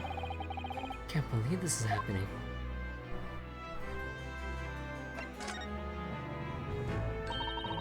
So, Gina's been charged. She'll have to appear in court. Yes, she was formally charged a few hours ago. And the date of the trial has already been set for tomorrow. No, not even 24 hours later. Gina. Ah, the Lestrade girl and the murder of the Baker Street pawnbroker, yes. An all too transpicious case. The pickpocket was clearly disturbed mid-robbery and shot the man in a panic. No, the yard is overstretched as it is, without wasting time on these open and shut cases. It's not wasting time. Ginny would never do something like that. Mr. Naruhodo. Oh, yes, Lord Strongheart. In deference of your fine services to date, I shall overlook this young girl's insolence. But I have no recollection of admitting a child into my office. Leave, now. Of course, Lord Strongheart. Criminals will tell the most palpable lies in order to evade justice. The police can ill afford the time it takes to unravel all their untruths. Meanwhile, more crimes are perpetrated. We have far more serious matters with which to contend. Serious matters? Didn't Gregson mention something like that yesterday? Yes, Inspector Gregson made a similar remark yesterday. It's no concern of yours, though I'm sure I need not remind you of that.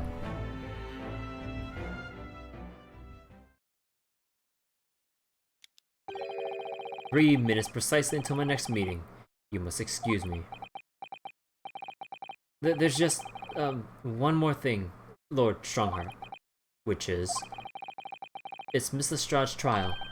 I wonder if you might permit me to defend her.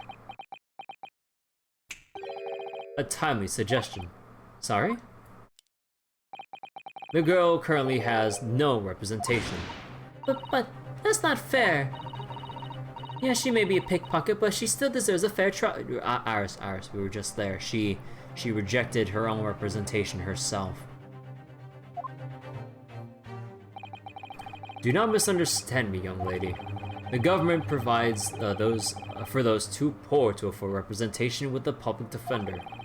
The accused need only sign the relevant paperwork, and the defense barrister will be assigned to the case. However, the young girl in question has refused that right.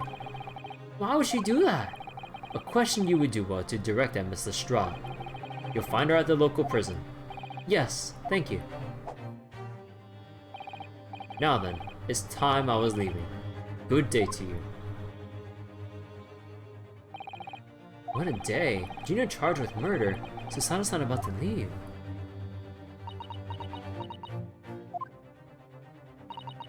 Come, Mr. Naruto. Iris, we must make haste. But, Susie... You're leaving for Japan tomorrow morning, aren't you? Don't you have packing and things to do? Oh, we got another 3,000 crystals in ground just now? Yo! As Mr. Naruto's judicial assistant, my personal circumstances are of no consequence. My sole purpose remains to help you in whatever way I can. Thank you, Mrs. Sato. That's a very pensive look. I think we ought to visit Gina first. In any case, I should like to wish her well before I leave. Yes, that sounds like a good idea. Let's go. If I'm honest, this has completely thrown me off. I just have to do what I can, as a lawyer.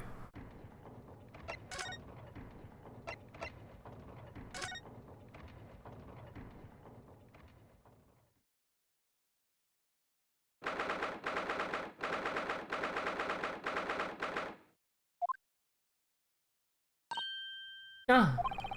Oh, hello again, Gina.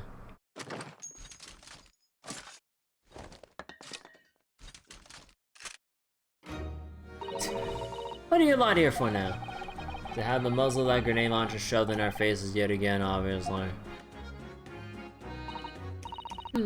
I think I need to improve the way you load ammunition to that thing, don't I? Look!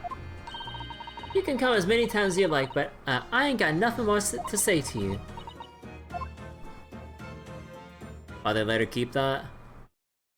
I don't know, she's very adamant about keeping that grenade launcher. I don't think... I think it wouldn't end well for everyone if they try to force it off her, so they said, it's not worth the trouble, dude. It's just smoke. What could she possibly do with that? Gina, I wonder if you might hear me out. There's something I'd like to say. What? I'm sorry to say that I must reluctantly bid you farewell. Eh? Farewell? Tomorrow I must begin my journey back home, to Japan. I fear we may never meet again. Oh, right. I've had the pleasure of meeting so many lovely people here in London. I have so many wonderful memories. And yet, as things stand now, it will be a glum parting indeed. Poor Iris is so miserable. Susie. Well, then that ain't my business. Cancer would still hurt Fredonia in the head. Yeah. But it's not lethal. If you aim it the right way. Both Iris and Mr. Naruto believes you to be innocent, Gina. They've put their faith in you. But somehow, you can't find it in your heart to put your faith in them. Yeah, that's right, I can't. What of it? It grieves me greatly to say goodbye to my friends when they're so clearly unhappy because of you. What? It's my fault? Yes. Yes. But one final request, Gina, before our paths never cross again. Right here and now, I want you to show both of them that you don't deserve the faith they've invested in you. Eh? Only by doing that will you truly be as alone as you claim to be. What are you talking about? What do you expect me to do, eh? You tell us that everyone lies. So prove it by admitting one of your own untruths.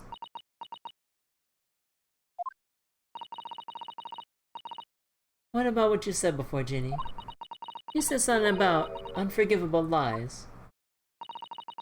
You must tell Mr. Naruto and Iris the truth now. That is my last request before I leave. My last request as a judicial assistant. Susano's pretty savage. Yeah. No, I can't. Whatever these lies are, they're obviously weighing very heavily on Gina's mind. Gina, I could be wrong, but is this something to do with what happened 2 months ago? Something about that trial. Oh, this music's getting serious.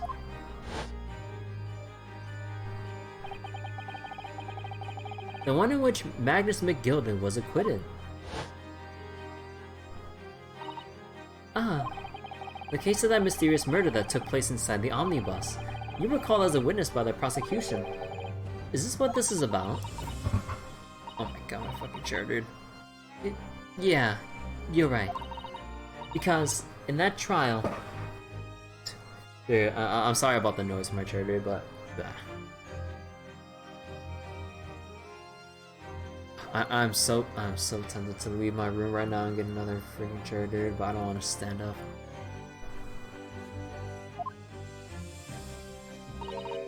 I lied. I lied like you wouldn't believe.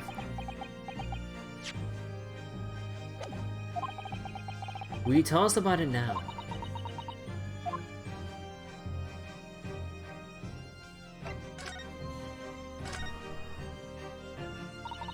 Like you said, it all happened 2 months ago. The coppers got a hold of me and shoved me into the witness stand. And based on your testimony, Mr. McGilder was declared innocent. Yeah, well, the thing is, I lied about a whole bunch of stuff. I knew it. What sort of thing did you lie about? I was hiding under the seat that night. That was the truth. Oh. It was pitch black in that little cubbyhole. I couldn't see a thing. And then... I heard that loud thud. There's something fall on the floor. That's when Mr. McGilder discovered you? Yeah. He pulled me off from under the seat and sat me next to the dead man. They weren't much like to see by, but when I looked at my hands, I had the co's blood all over them. I was so scared, I could even speak.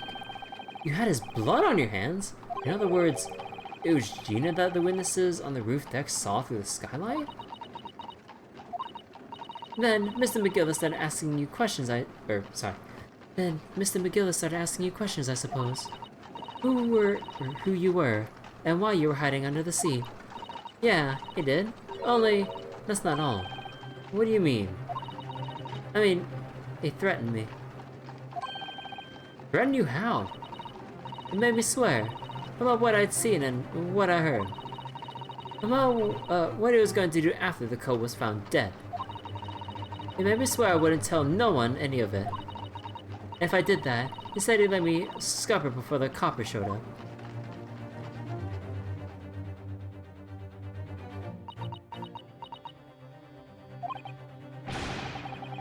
Gina, you must tell me what he swore you to secrecy about.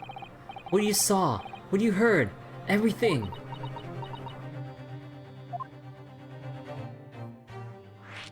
Oh my god. You said McGilda made you swear not to tell anybody what you saw. But you were in pitch black compartment under the seat the whole time, weren't you? Yes, with Mr. McGilda sitting above your head, if I remember correctly. Yeah, that's true, but it was when I heard the thud of the cove hitting the floor, I let out a little scream, you see. Couldn't help it. Mr. McGilda heard that and dragged me out by my arm, and that's when I saw it. It was on the floor next to the old geezer, what I'd been stabbed. A disc, all bright and shiny. A disc? Do you mean... Yeah, that's it.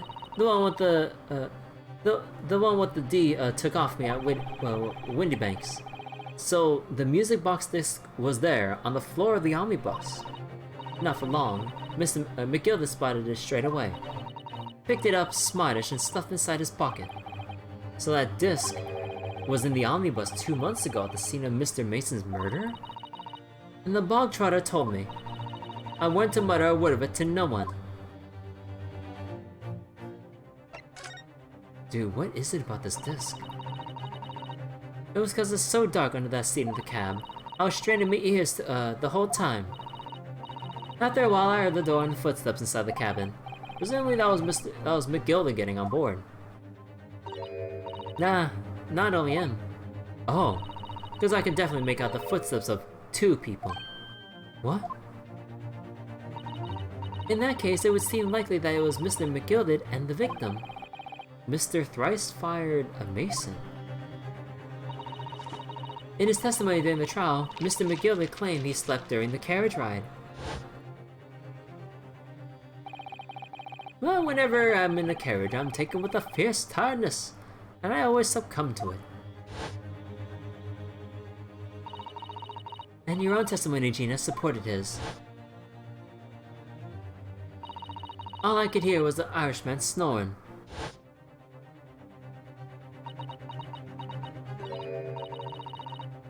Yeah, that weren't exactly true. Neither of them was asleep. I could hear him talking the whole time, in low voices. What? What were they talking about? Sorry, I don't know. Sound of horses in the wheels was too loud. That still tells us something. Mr. McGilbert and the victim knew each other.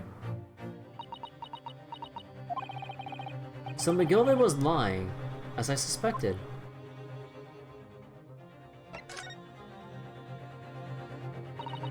I knew it weren't long before someone raised the alarm that bloke had been killed. Yes, you were quite right. The other passengers on the roof deck noticed very quickly. So when the cab came to a stop, McGilbert told me to hide back under the seat again. I climbed in and waited. The 2 cops from up top ran out to get the coppers. Yes, Fairplay and Mr. First. Right. And after they'd gone, McGilbert asked the driver to do him a favor. Favor? Now then, fella, what I need you to do is take this coat of mine and deposit it with a nearby pawnbroker. As for your troubles, let's see now. I'll give you 10 guineas. Yeah, that'll get anyone to shut up.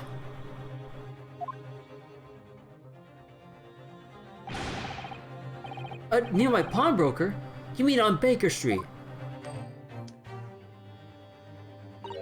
Yep, you got it. It was Windybanks. The coachee snapped up the money and ran out to pop his coat as fast as he could. So then there was no one left in the carriage. McGilbert opened the box under the seat. 10 rodents. Not those guineas. Although I wonder why they call it guineas. Or how the name came to be for the currency. And let me get out of there. But not without conditions.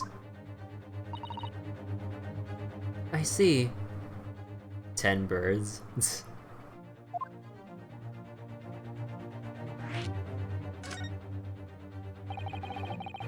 What were McGilda's conditions then? For letting you go free, I mean.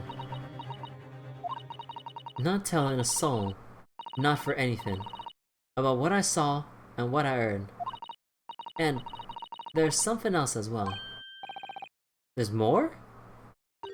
Yeah, this is the most important thing, he said.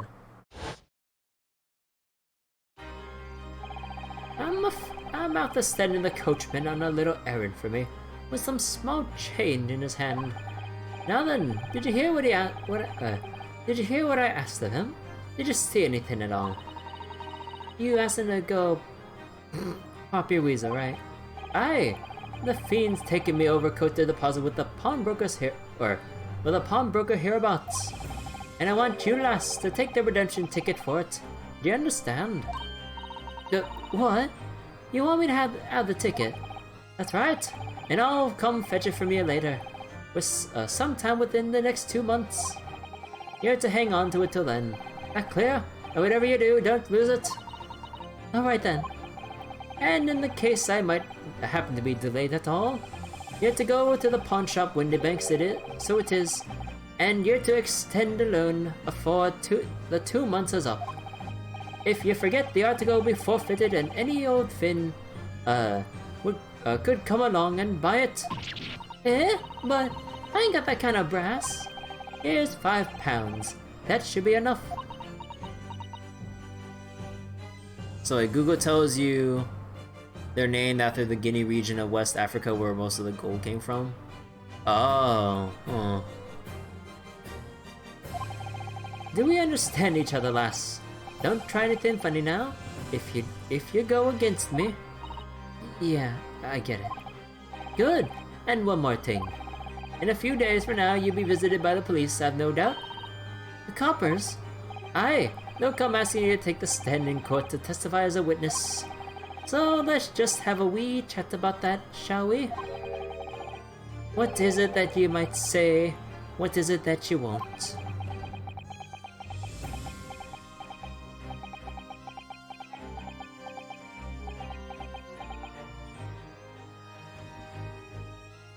Damn, that intimidation.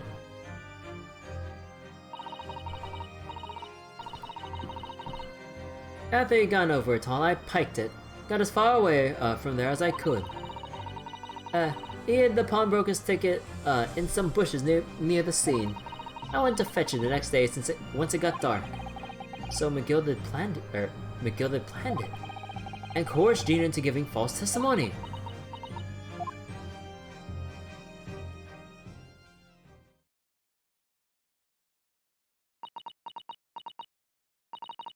I bet you're ready to string me up, eh? I lied. In that big old courtroom. Told some corkers. The thing is, he said he would make it so that we couldn't live in the East End no more. That's what he threatened me with. What a wicked man. You know everything what went on in the back slums. You know we had no one to look after us. And we was all just looking out for each other, getting by together. You mean Mr. McGilded would have... In an heartbeat.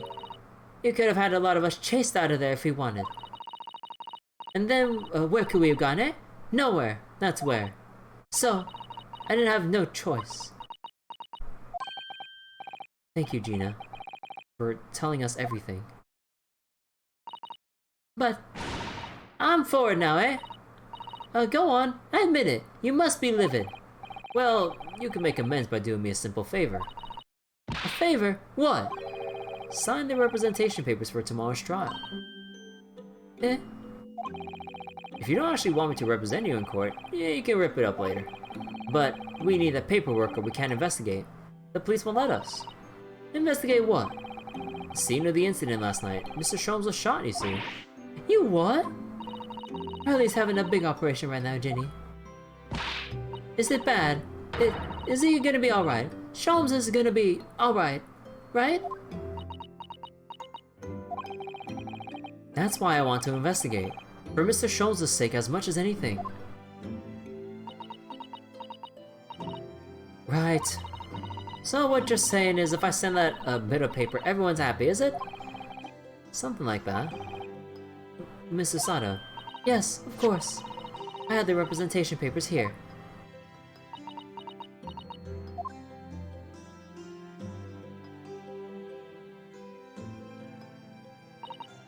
I don't need no one to stick up for me though. No lawyer or nothing.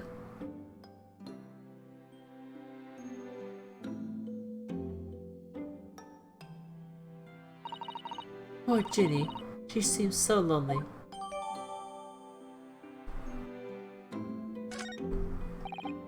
Well, at least this should mean we can investigate the scene at Windybanks now. Yes, and perhaps we can come back to visit Ginny when we're done there. I feel like we finally cracked Gina. She's opened up to us at last. And now I have her representation papers. No one else knows just what a responsibility that is. Anyway, for now, it means Inspector Gregson can't stop us investigating at Windybanks. Although something tells me he's not going to be happy about it.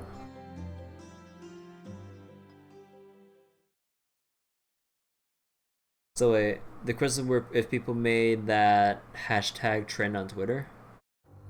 What's that hashtag in English? I don't know what it says. I've been slacking a lot on my Japanese studies. As in, like, I haven't even memorized the hiragana, katakana stuff. Nothing further than that. No idea what it translates to? Dude, investigation part 4. Oh my god.